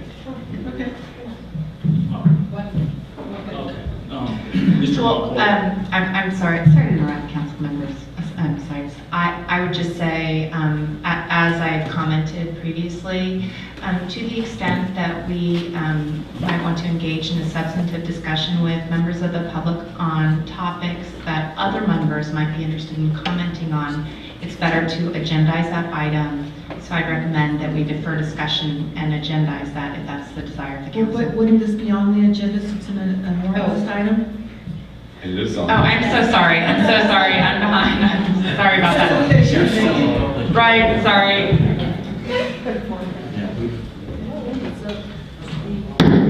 Well, the check, Mr. Malco, was inadvertently sent to the city. The chamber, the city did not pay any money whatsoever. It was the chamber's check. The chamber sent the check here. We had to then put it into our account, correct? And then we had to write the check. It was, we were the middleman, basically. It was handled as a claim, the item, and then we had a check from the chamber, and then the city paid the vendor. But there was no monies, actual monies rendered for this service. That was at the request of the chamber. Okay. Next question?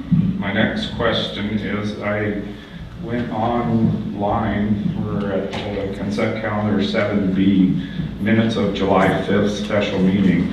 I clicked on the blue highlighted underlined item, and there's no minutes, and it just pops me back up to the warrant list.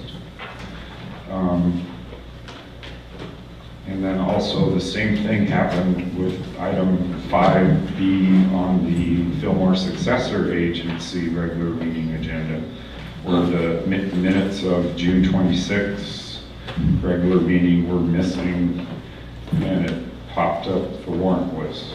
So I don't know, is there a typo? Was there to be minutes, or were there no minutes, or are they missing minutes? Well, so you don't have any minutes?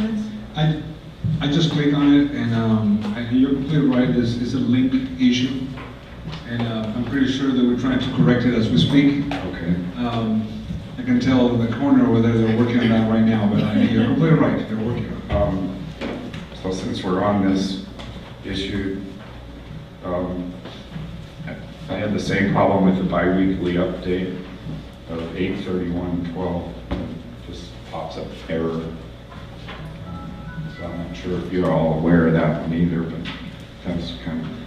The 7B does click correctly. The item 7B does click. No, I'm talking about the bi-weekly update from the city manager. Sorry. Okay, well, thanks for letting us know. I think our tech person will take care of it. But thank you for the clarification, that's all I really need. And what I will do is, and you're correct, we have to have a good intranet links. As soon as it comes out, I will check it out and talk to our people, be sure that it's being done correctly. But, you know, a mistake could happen in the link, and you know, it was obviously linked incorrectly, but we'll take care of that. Okay, so the answer is there are minutes, but just not available online yet. Let me tell you, the 7.5 is available. And As we speak right now. Hang on a second. No, 7.5 is not quite available right now. The 7.17. Right, no, I saw that one. Okay. It was 7.5 and 6.26 of the successor agency. Yeah, we'll fix it. We'll fix it. I know. I can see the guy with the computer fixing those links right now. Okay, thank you. Thank you.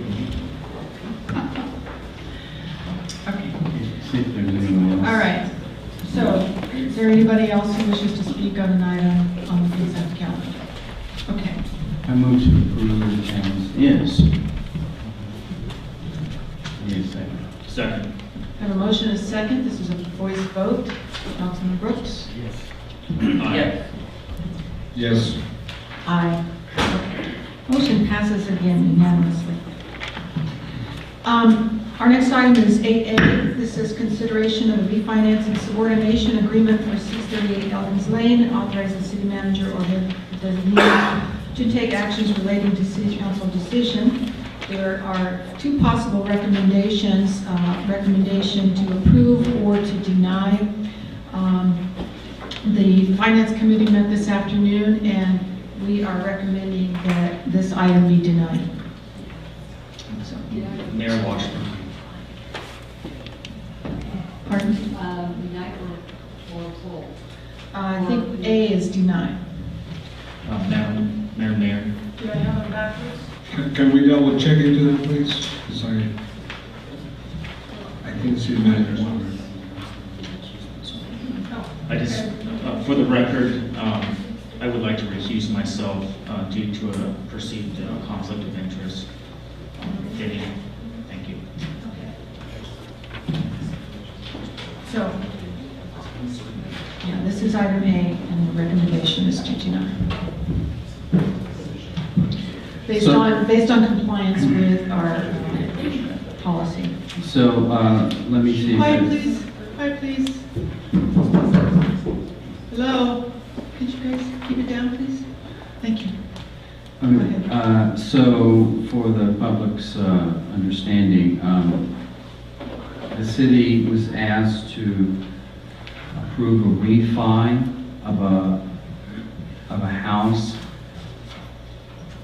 because we're part owners in it. But my question to council would be, I'm not sure the city owns it anyway. This is like successor agency. Wasn't this RDA? Anybody know all this? Well, it is the successor agency that is handling this, and there were some questions that came up today about some of these items. That's why I thought we were going to. Well, actually, that's what I'm bringing up. I think maybe we would have to put this under the succession agency agenda, so maybe we should pull it because I'm not real clear that we have ownership. Do you think it should be on the successor agency agenda? I think that we need to get the short answer is yes.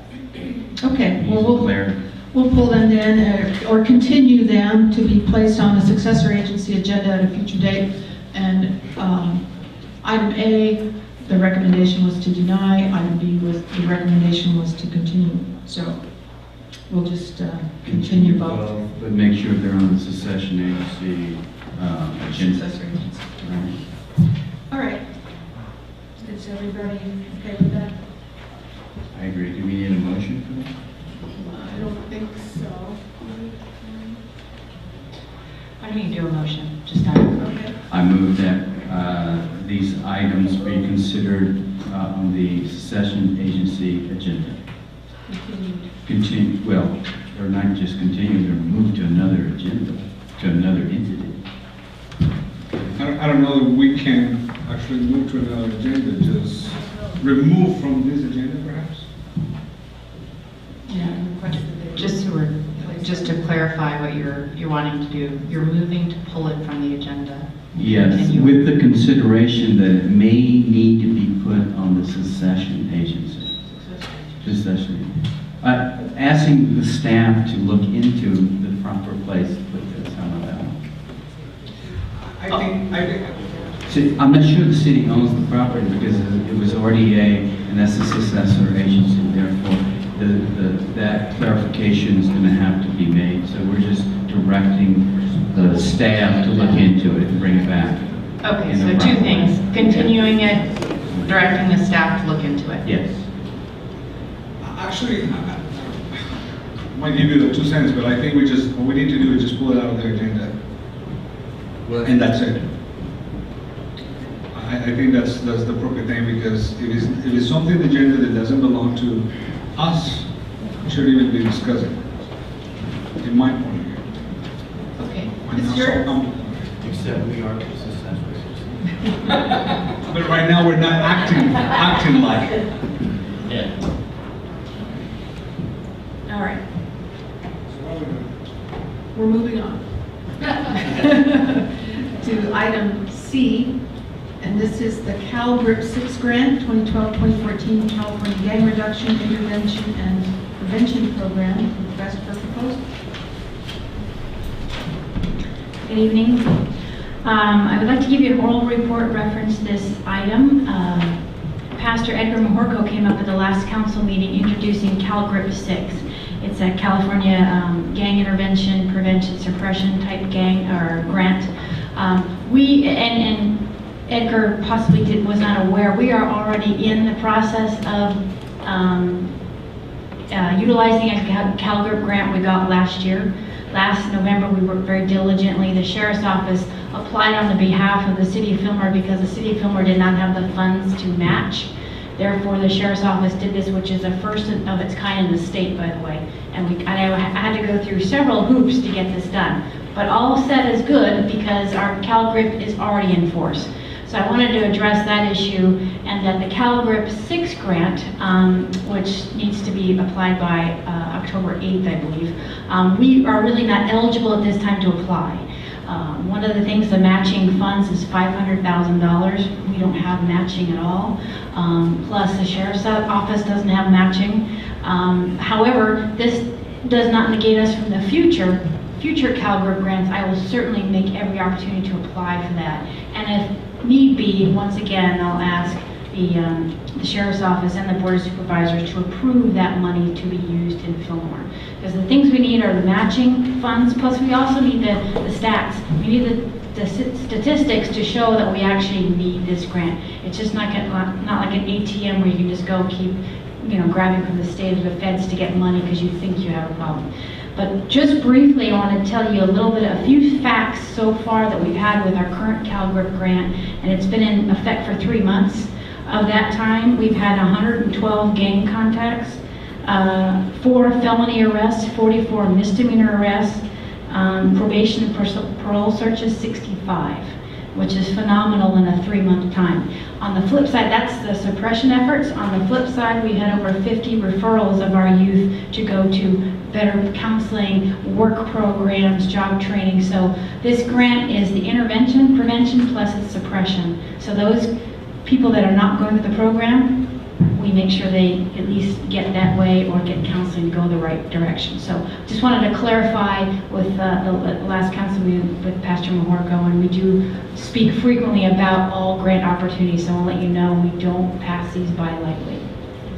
So your record on your CalGRIP 4? Well, whatever number. Yeah, is you can use the numbers you're having this actually establishing some of the numbers you need, right? Sure. Yeah. Absolutely. Yep. And it's very promising. Yeah, exactly. And to speak, we look at our serious violent crimes, gang-related crimes, and we are seeing actually, believe it or not, a down trend. As we do more suppression efforts, we're seeing less violent acts. We're seeing property crimes still take a little bit of a tick up, but all in all, violent crimes are actually slightly down. And up to year to date, we're down 19% with our Part 1 crimes, which isn't bad. So like I said, the CalGRIP gang, I can't speak, sorry. The CalGRIP gang grant is very beneficial to several different communities, and we're using it as best as we can. Well, you speak fine, but you can also write grants, or help write grants. So Yes, thank you for your creativity there. Yeah. Yes, it's very successful. In fact, I'll be doing a report for Supervisor Long's office in the next 3 weeks to tell her about the success in this particular area. Right. Thank you. Thank you. All right. Our next item is D. This is consider recommendation and provide direction to staff regarding proposed closure of Aquatic Center from Monday, October 22nd to Monday, February 4th, or alternatively, November 5th through November 4th. Good evening, Mayor, members of the council. In fiscal year 2010, the City Council formed an ad hoc committee to address the challenges presented due to the revenue and expense imbalance in the swimming pool fund. For the past 2 years, the Aquatic Center has been closed the week after the fall break for Fillmore Unified School District. At an earlier council meeting, it was stated that the Aquatic Center would be kept open until November 2012. The budget for the fiscal year 2012 reflects an audited deficit of $76,000. One of the major measures which will help reduce costs in closing of the Aquatic Center during the winter months. The closure will save on utility and chemical costs when the Aquatic Center is utilized the least and revenue is at the lowest. Why the 2 days? We normally close the Monday after the fall break, and it was stated earlier in the council meeting that you guys would like to see it stay open until November 2012. So that's why I'm giving you the option of both. Can you tell us what the usage is during those times? Yes, I do have the numbers, and they are repeat customers. It's 424. I can give you, there's 180 lap swimmers, and they're all repeat customers. There's 64 water exercise customers, the repeat. Family night swim, that's 2 family nights, so it'd be 50 at each one. And then you have recreation swim, it's every Saturday, and you'd have 40 at each of those. So it'd be 424 customers, but they're all repeat customers. I'm personally so happy with those numbers. You know that we've been trying to encourage this. Have we surveyed our residents that count all those 400 and 120 and 40? Have we surveyed them to find out whether they would like to have the swimming pool open through November 5th? Have we asked them, will you have any use for this? It will be too cold. Have we asked them at all? Well, they'd like to stay open all year long, but that's not feasible. So they would like to continue to have it open until November the 3rd. You think that we will have the numbers to sustain the pool open through November 5th in spite of the cooler weather? Hard to Is say. it guess? Right, excuse me, I think it's, what she's telling you is that this 2 weeks longer, it's going to end up costing, and she's telling you the numbers that have been attending, but the bottom line in this is going to end up costing us an extra $1,050, and the reason we usually close it sooner is to try and save money, and we don't have much money, so. After the kids go back to school, all the recreation swim stops, all the swim lesson stops, and that's a big part of our income for the summer. So you just have the lap swimmers and our rec swim and our family night. And depending if it's a home football game or not, like this Friday night we play Santa Paula, there might not be a lot of people there. So I have a suggestion. I don't know if it'll do any good or not. And there's probably better uses for this, but I still have my travel budget that is unused, I think, for this year. I'd be happy to donate that to keep that pool open for that extra 2 weeks, if that's even feasible if you hadn't already earmarked that for something else. No, that's the council's money. And yes, and the council can use it for this purpose. The council could also use it for the purposes to get closer to mid-year, see what your budget's like, and use it as a budget balancing. Okay. One question I had, we did delegate the rest of our monies that we're allowed to. Is it possible, seeing that we did speak about keeping the pool open until November, but we didn't, from the staff report, it doesn't elaborate as to an exact date that I don't believe we came up with one. We just said November. Is that possible to extend that to the middle of November so people can get acclimated with the soon-to-be closure? I think you're already aware that November 5th is the regular closing date. We extended. Okay, beyond, you're asking to go to what? That's what I'm trying to understand. Mid-November. Another week? Mid-November. What's, So right now, we're adding an additional week and a half, so we'd be adding an additional 3.5 weeks? Will you I also think- be adding costs for the heat? Yeah, I think just keeping it to what, That's to my the November proposal. 5th. That's my proposal for, To November 5th? no, to mid-November. Well, I'd be inclined to take the mayor's proposal to extend it to the 5th. I mean, she can't go anywhere. In other words, she's putting her travel monies to that. I think I've used my travel money for the first year we were here in Sacramento to learn how to be a city councilman. So it's good to remember I've been here. So I think we need to close it the 5th because it gets much colder and it's just going to cost a whole lot more to heat it. See, that's my concern. I mean, it gets too cold and the people are not using it. We just have the pool open, giving money, putting money to that. But I would like to support Brian's suggestion through the middle of November. And I don't know if we can consider something different, like, you know, let's see what happens in October, have a report in October, how many people are actually going. And if the number is drastically low, then make a decision to cut it on a specific day after, you know, the 5th or the 22nd or something. But kind of leave it open and reevaluate toward the middle of October.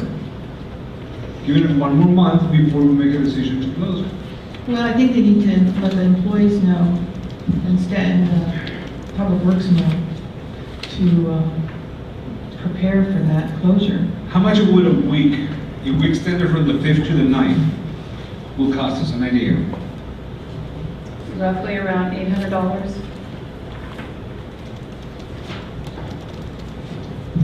I think with the unknowns of our mid-year and what I think we need to accept staff's dates, and I'm willing to extend it to the 5th, but I don't want to extend it any further than that. I respectfully disagree. I think there's a solution there with what I provided. But let's remember, we don't live in Maine. We live in Southern California, and it's, we don't have harsh winters with heat. Well, we got a standoff. We got a definite standoff here. So, you want to flip a coin? Well, here's a proposal. Give us another week to the 12th. So Instead of the 2 weeks? Instead of the 5th, yeah. So we take a week, you guys take a week. Instead of the 5th, do it on the 12th. Extend it for another week, will cost us about $800 more. And you're going to use the mayor's and Councilman Sipes' I'll be willing to put my travel travel budget for that? Yeah, we can divide that in 3 and take it from there. Well, do we even know, I mean, what time, when did we close it last year? The Monday right after the fall break for Fillmore Unified School District. So in October? Which Yes. is October. Yes. So I think the swimmers are anticipating it being closed down in October, and if we propose to give them another week, that I think they would be happy with that. My proposal is the 12th after the weekend of the 11th, 9th, 10th, and 11th. So the 12th is not broken. That's my proposal. What do you say, Brian? I concur with Councilmember Gonzalez, and there is a solution here. I think if we support it, everybody's took some major hits this year and last year, and I think we need to come up with viable solutions in the long run, but this is something that we can't entertain at this current moment. The pool is obviously used quite a bit, and Well, it's a need. I'm- It's not a want, it's a need. No, I think it's a want to extend it beyond the normal closing date. And again, my concern is we're going to keep staff hanging for an extra period of time, not knowing what's happening. And number two, we can't afford it. I have to disagree with you. Wait. How about I just agree with you two guys so we can stop this conversation? I agree with the mayor. I think it should be closed the 5th, but a good compromise is the 12th. So if you're going to add your money to it, so we're all happy with Well, it. I'm not voted on that, so the Yeah. 12th it is. Right. Still to reopen on February 4th, 2013? Yeah. Yes. Okay. And then we will also agree and take in a portion of the three of us travel. Do we need to put that in the motion? Well, I think that for finances will be. So I will move also that take equal amounts of our travel budgets, so we can keep that pool open for another week. You want to second that, Brian? I would love that. I'll be glad to second that. I have a motion and a second. All in favor, say aye. Aye. Opposed? No. Thank you. Okay. Thank you, Rita. Our next item is AE. This is approval and selection of law firm Elsher and Winder as city attorney and approval of retainer agreement for legal services. This is Julie Scott.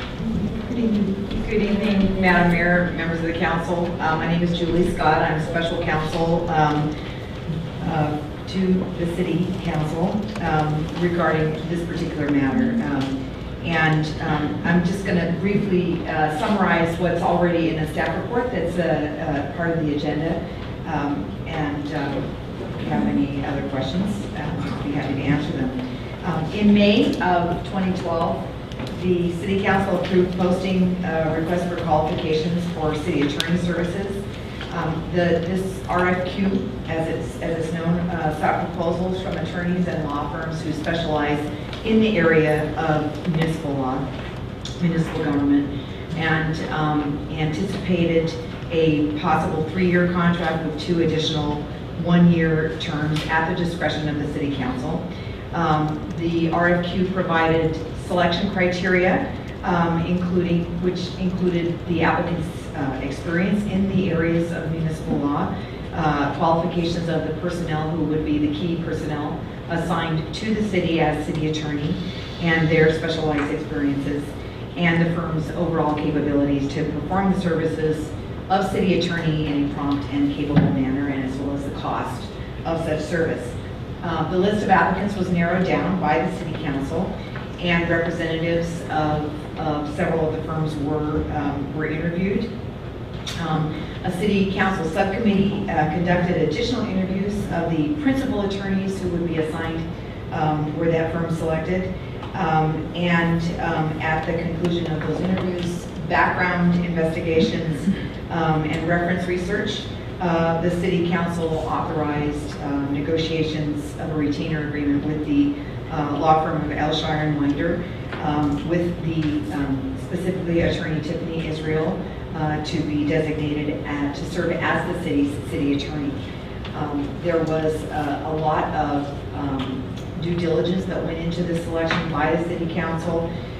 There was a comparison of the rate structure that was offered by the previous law firm who had had the city attorney contract for over 20 years, as well as what the law firm of Elshire and Winder was offering to the city. And basically, again, the specifics are in the actual contract itself, which is provided with the agenda item as well as the staff report. But the Elshire and Winder firm have negotiated a rate of $155 per hour for general legal services for all attorneys in the firm for up to 75 hours per month. And again, this was a very important point to the council in its deliberations because of the fact that the council wants to know what it is they're getting for their the money that they're paying for the services, as opposed to a straight retainer agreement where you may not know specifically what's done for the retainer. The general legal services is very broadly defined in the contract and includes not only attendance at all city council meetings, planning commission meetings, department staff meetings, which was what the previous contract provided for under the retainer, but also this $155 an hour rate for general legal services includes providing legal assistance, advice, and consultation to the city council and city staff relating to a variety of core issues relating to public law and municipal law, tort liability, risk management, routine labor and employment, public records and Brown Act advice, and other core municipal issues. And in addition, the city attorney will also prepare ordinances, resolutions, and manage contracts, as well as oversee outside counsel that are going to be involved in litigation. The rate for special legal services is a little bit higher, but as indicated, the general legal services definition is extremely broad, and it's expected that many of the services that will be provided on a regular routine basis be provided at that rate, which is very, very competitive and actually a very good rate for the city. This was, again, very important to the council when trying to determine what kind of a rate structure and what kind of services that the council wanted to be provided for that general legal services rate structure. And the rate for the special legal services, which would include non-routine legal services above and beyond these core municipal issues that I just mentioned, would pertain to very specialized areas such as litigation, public finance, actual disciplinary hearings and actions, labor negotiations, redevelopment or successor agency work, which is a specialty, and a couple of other areas involving a lot of refuse, toxic substances, and so forth. That's the sum and substance of the agreement. The recommendation, based upon the negotiations that were concluded under the direction of the City Council, is that the contract reflects the requests and the desires of the City Council, and that the recommendation is that it be approved and that Elshire and Winder be selected to serve as the city's city attorney. It's a 3-year contract, and that the designation of Tiffany Israel, who is here tonight, as the city attorney, and that the mayor would be authorized to execute the agreement consistent with the one that's attached to the staff report. Are there any questions? Any questions for Ms. Scott? Did you want Ms. Israel to come up and introduce herself? Could you bring her up? I have one. I'll go ahead and let her introduce Welcome. herself. Thank you very much. Good evening, Mayor and members of the City Council. It's nice to see you again. And I just want to express express my gratitude and excitement for this opportunity to work with all of you and the staff of the city to make the city even better and a more enjoyable place for everyone to live. Okay, well, thank you. All right. I do have a speaker card on this item from Mr. Alex Molokai.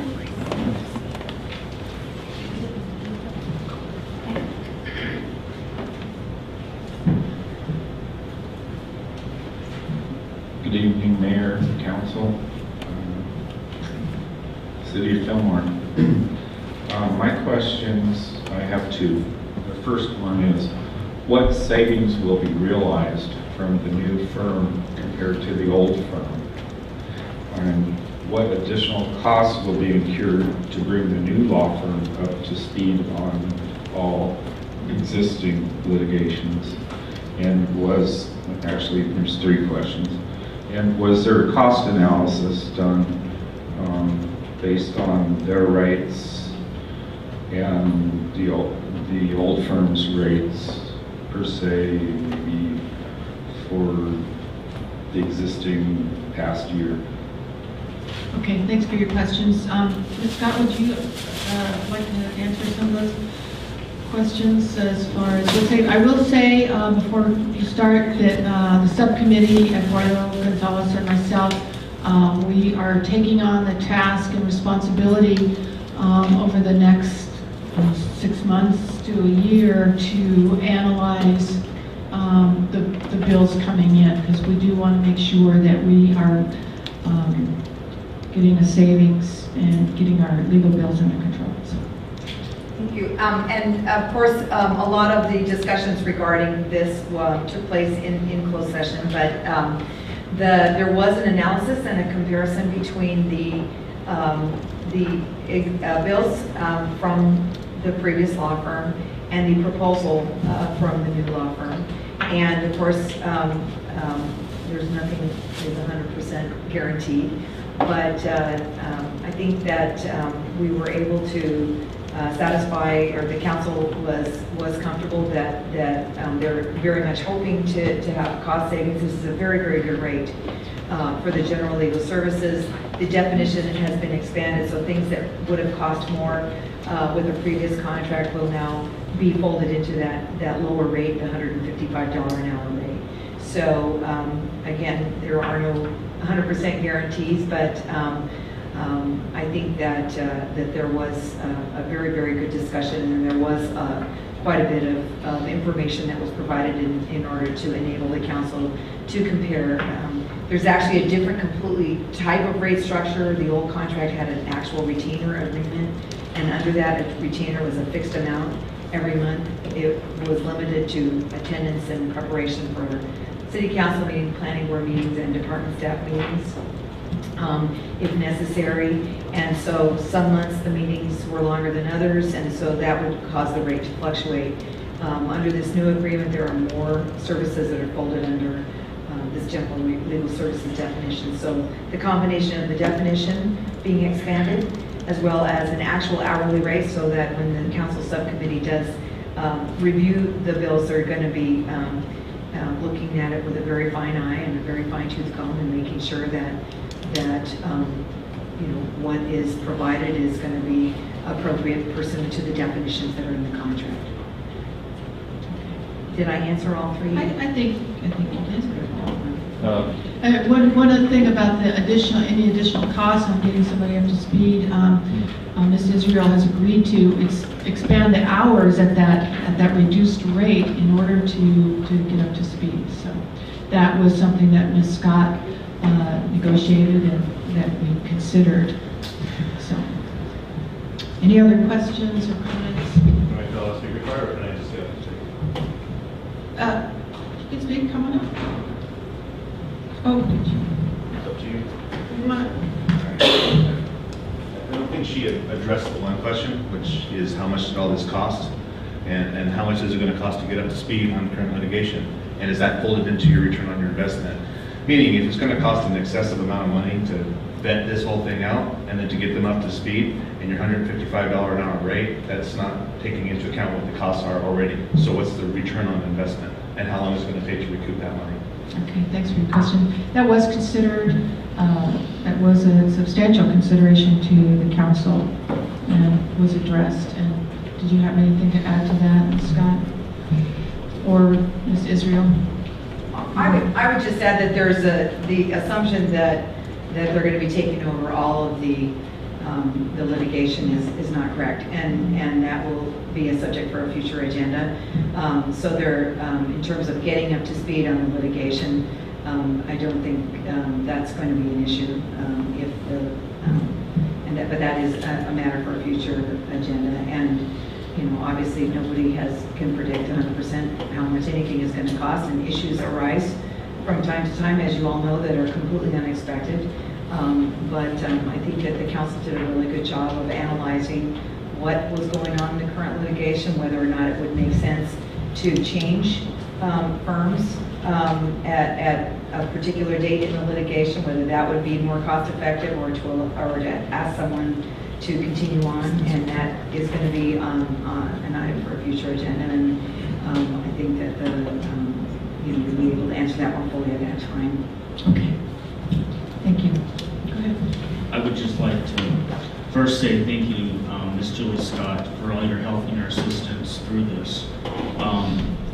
Second, what has been failed to be mentioned is that we have not went out for an RFQ, RFP since the early 80s. And actually, to be quite honest, there's not even a record of it. In my opinion, every government entity has to have checks and balances. And this was an endeavor that went well. I'm confident there will be savings. We don't have a crystal ball. I wish we did at times. But I'm confident there will be savings. And I'm very proud of this endeavor. I think it's going to be good for the city down the road. And for those who were skeptics, I'm perplexed. We talk about transparency, yet we don't want to act on it. Thank you. All right, we have a recommendation before us. Do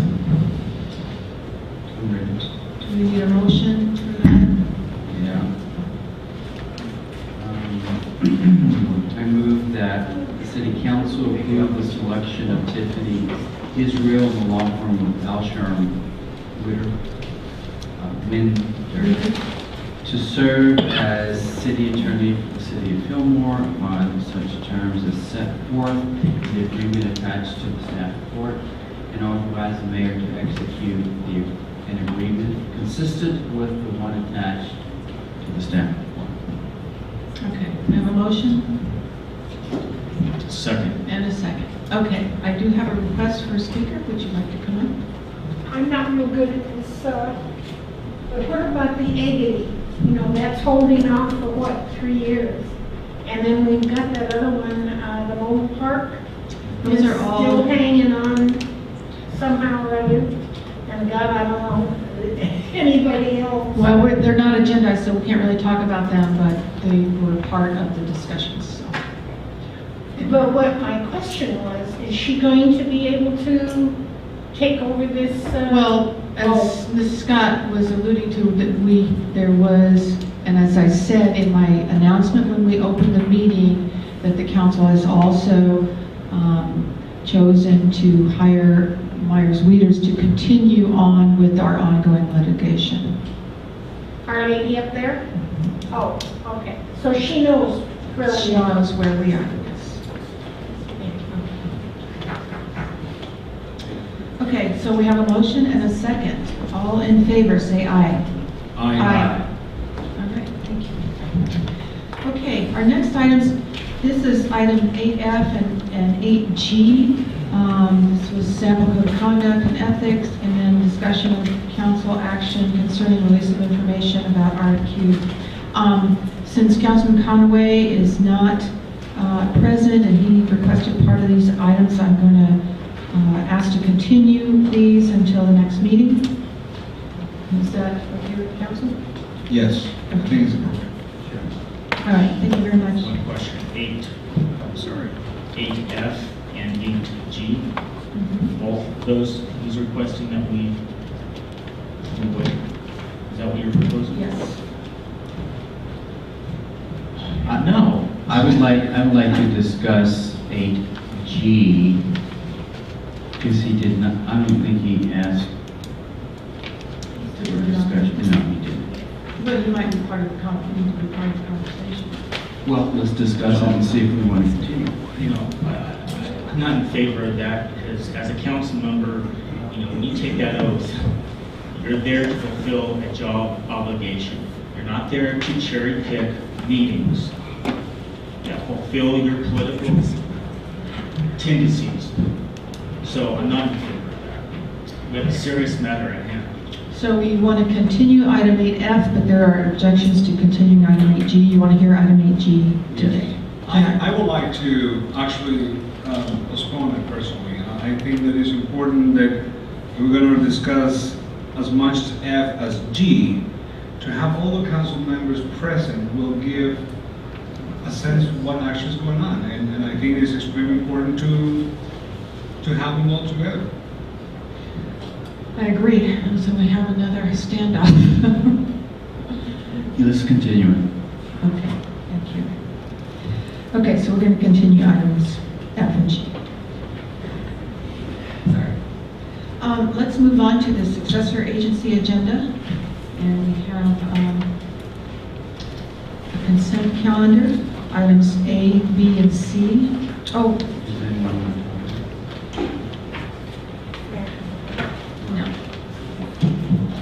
Does anybody want to speak on anything on the successor agency agenda before we make a motion? No? Okay. I move to approve 5A, B, and C. Okay, have a motion? Second.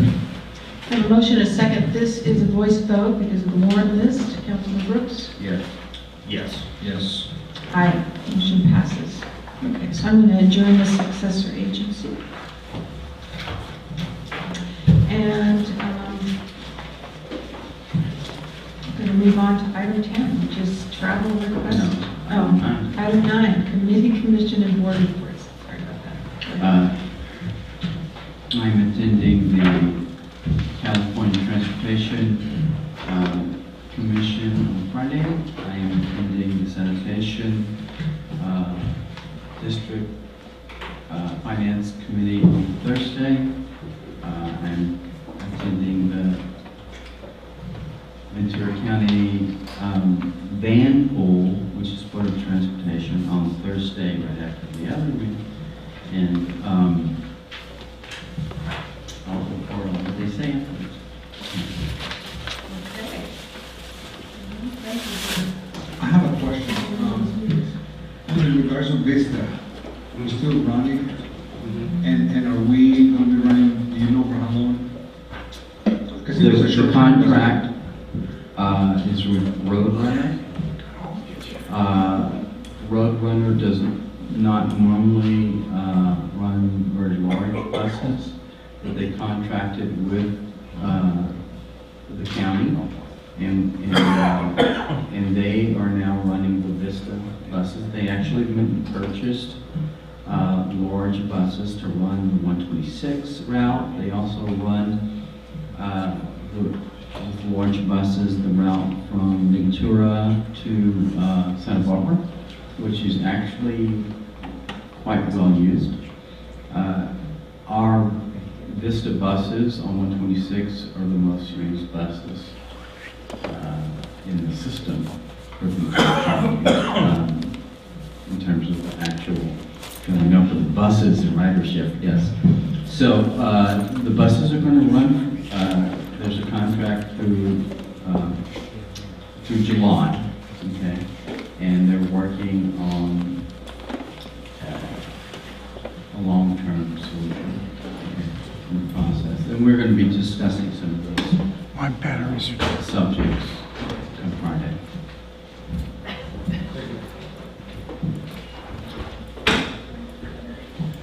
Briefly, I attended the Cal Cities conference, attended many sessions on issues pertaining to many cities, most importantly, our situation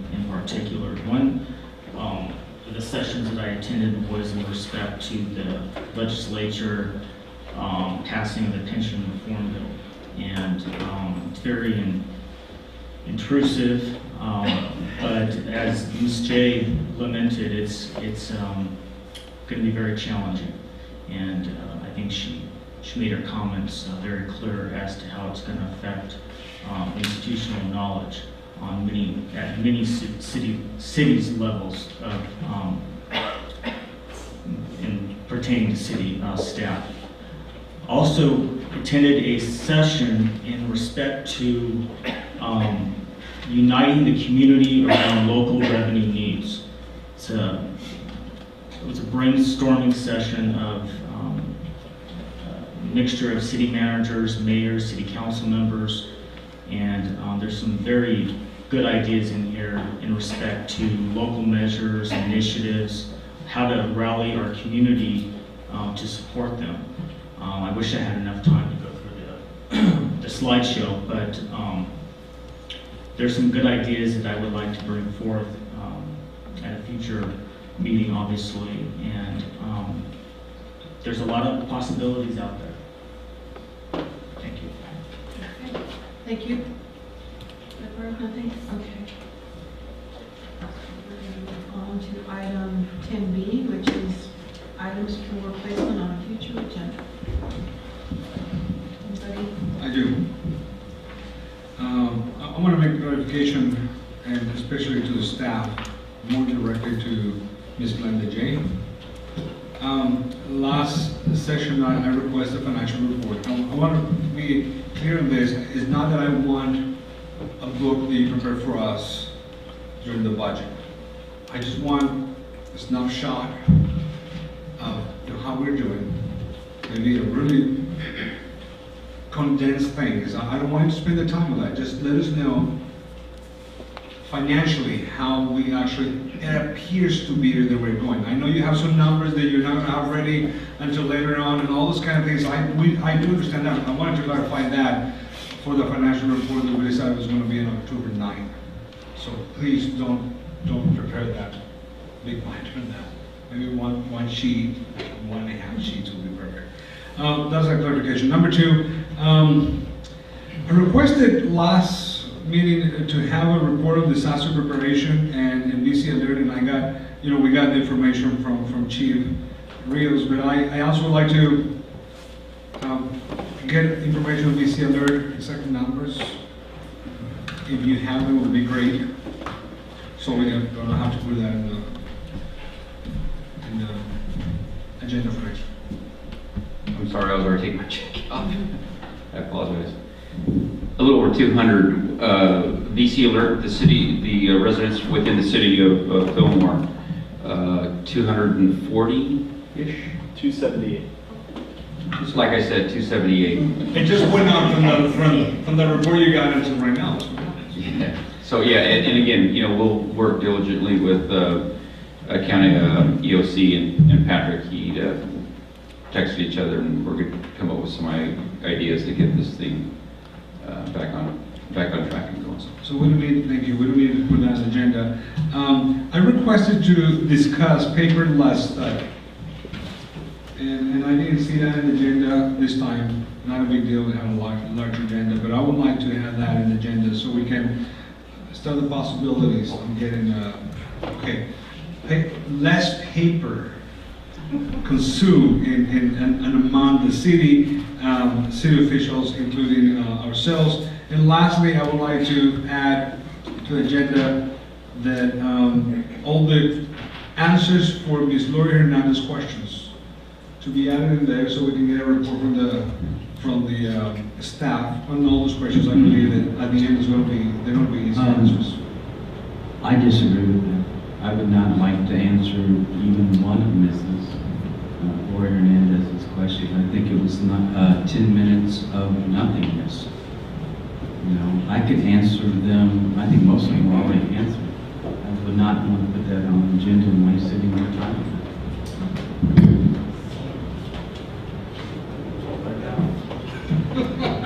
Well, I'm not sure I even understood the question. I didn't see what she had in. I didn't see.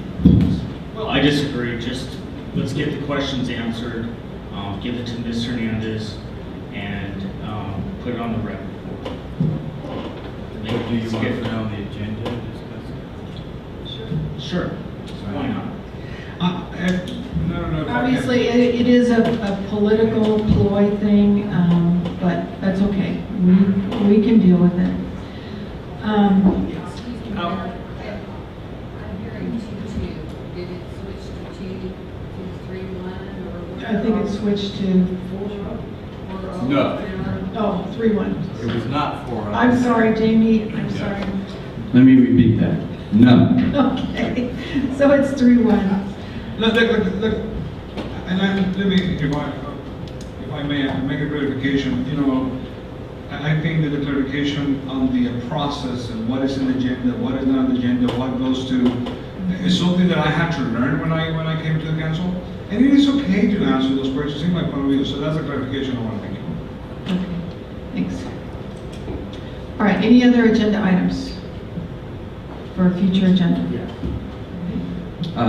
We're obviously going to talk in closed session about appointment for city manager. I think it needs to be put on the agenda for next meeting to have some form of discussion openly about it. Okay. I will agree to that.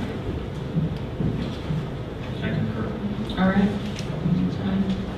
Anything else? I do. Okay. We have a big agenda next time. Yeah. Well, this doesn't necessarily have to be for the next agenda, but I would like it out there circulating. I would like to have some sort of discussion in respect to developing a citizen and elected official committee specifically dealing with the budget and budget concerns that affect everyone in the community. Number 2, I would also like to have discussion. Doesn't have to be next meeting. I understand we're going to be pancaked with items. But I would like to have a discussion as to when our next annual town hall meeting will be. I have some other ideas as to the template of it. If you want to call it that, something that may attract more people. And that's it. All right, thank you. January. Once a year. This is correct. You will be, I guess, deciding on the future January or whenever time permits. We usually bring the calendar to you in November, December for the afternoon. Okay. And the reason why I bring that up is I think it's relevant with my first request into this committee. I think it would be great to have much of those individuals be present at the town hall so we can, educate citizens as to what we can do to better our community despite the financial crisis that most cities are in. Thank you. Okay. We're done with that item. Okay. Item C, council referrals or comments. Item 11, follow-up request from the public, city council, from the city manager. Okay.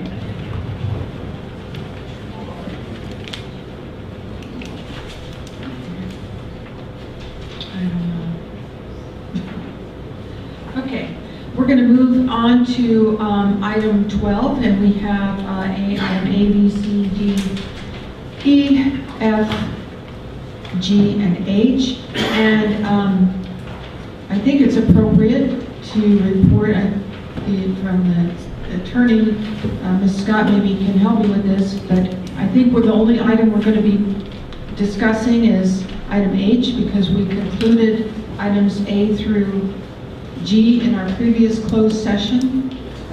Okay, so we're only going to be discussing item H, city manager.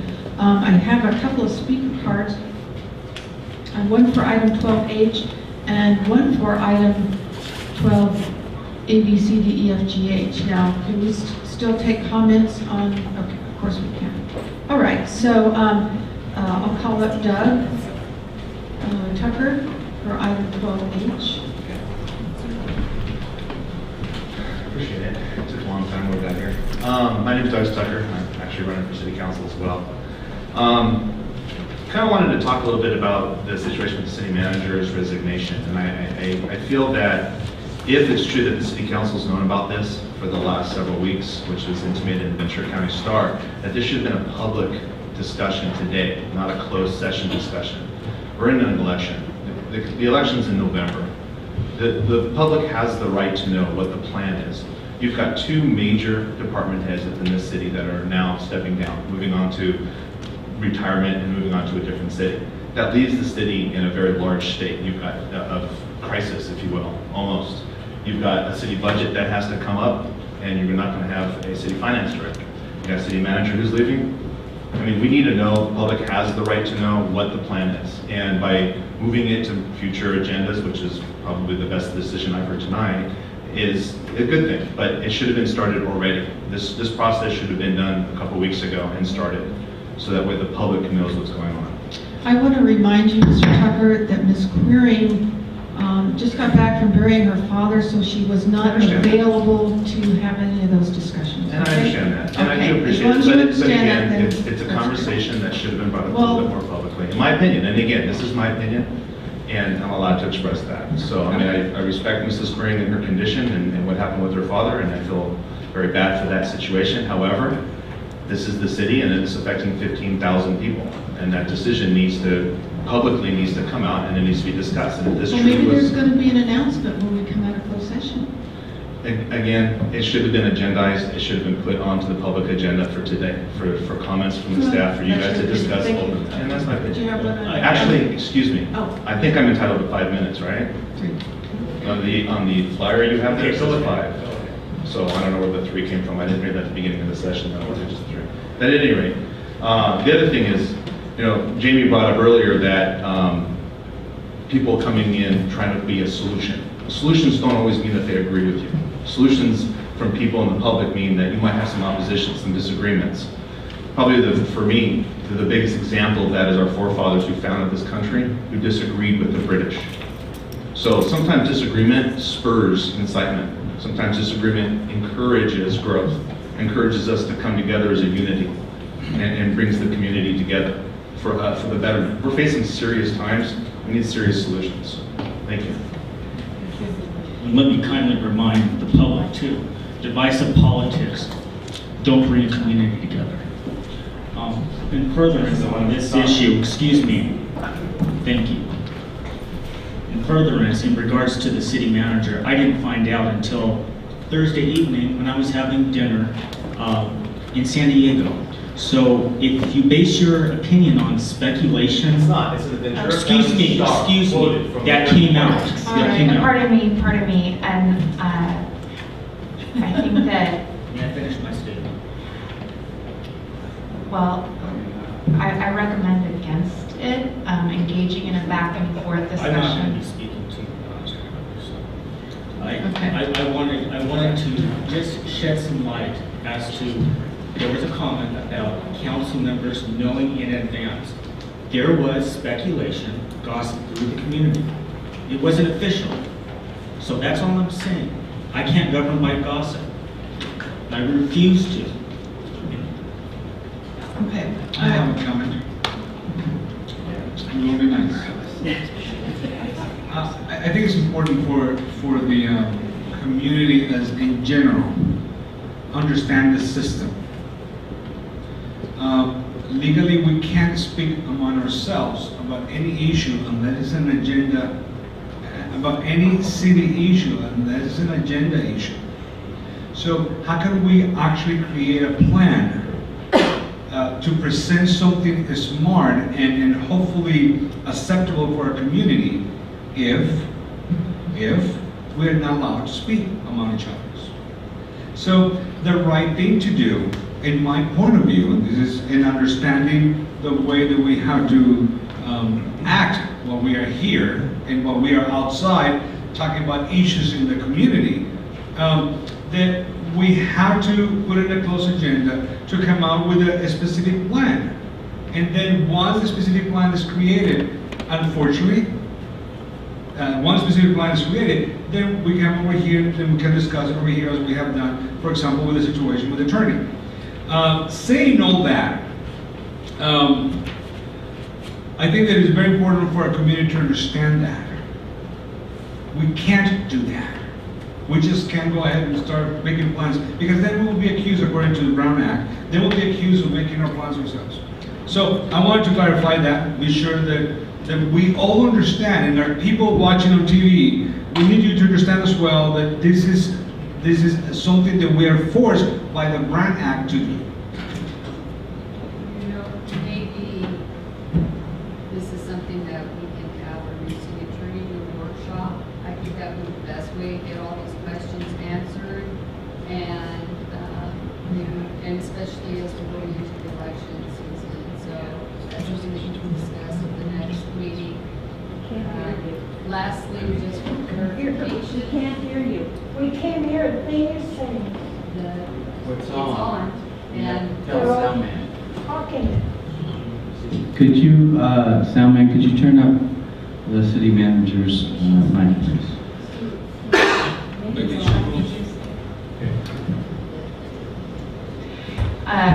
I think Ms. Quering was saying is that this might be a better topic for a workshop for the new city attorney,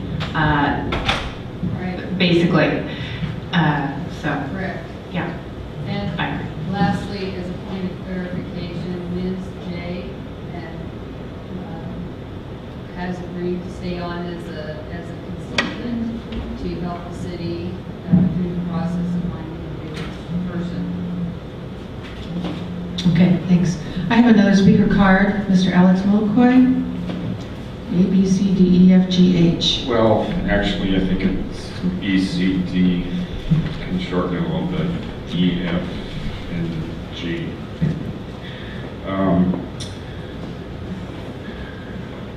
I find that we have on the closed session that you discussed earlier, 4 existing litigations, and then 2 anticipated litigations which are new. And that kind of bothers me that all of a sudden, you know, we've got all these already in litigation, and now we're anticipating 2 more. But I was wondering if someone could clarify what is the difference between subdivision A of section 54956.9 versus subdivision B or C, which is being designated to F and G. Well, that might be Judy's or Charmaine's realm. I'll take a stab at it, and if Julie wants to step in, she can. Okay. Under subdivision A, that's litigation that's already been initiated, so it's ongoing. Under sub, I'll take them in order. Under sub B, that's when the city has exposure to litigation. For example, if another party or person has threatened to sue the city for litigation, that's an appropriate topic for a closed session. And then the third, C, sub C, is if the city is considering pursuing litigation. So there are each different areas under the Brown Act. Those are government code sections under the Brown Act. So section C would make the city the plaintiff? In this instance, initiation of litigation, it would be the city contemplating litigation against someone or an entity, right? Does that help? Yeah, that's all. I just kind of wanted that clarified because I didn't know it, so I'm assuming many others didn't. Sure. And maybe a further clarification is that you can understand that we were reviewing a lot of the litigations before us because there is a transition. So it's not that all these popped up. Yeah, some of these are ongoing for years. Yeah, right. Okay, is there anybody else who wishes to speak on these items before we move into closed session? Nope, last chance. Okay. We'll be back.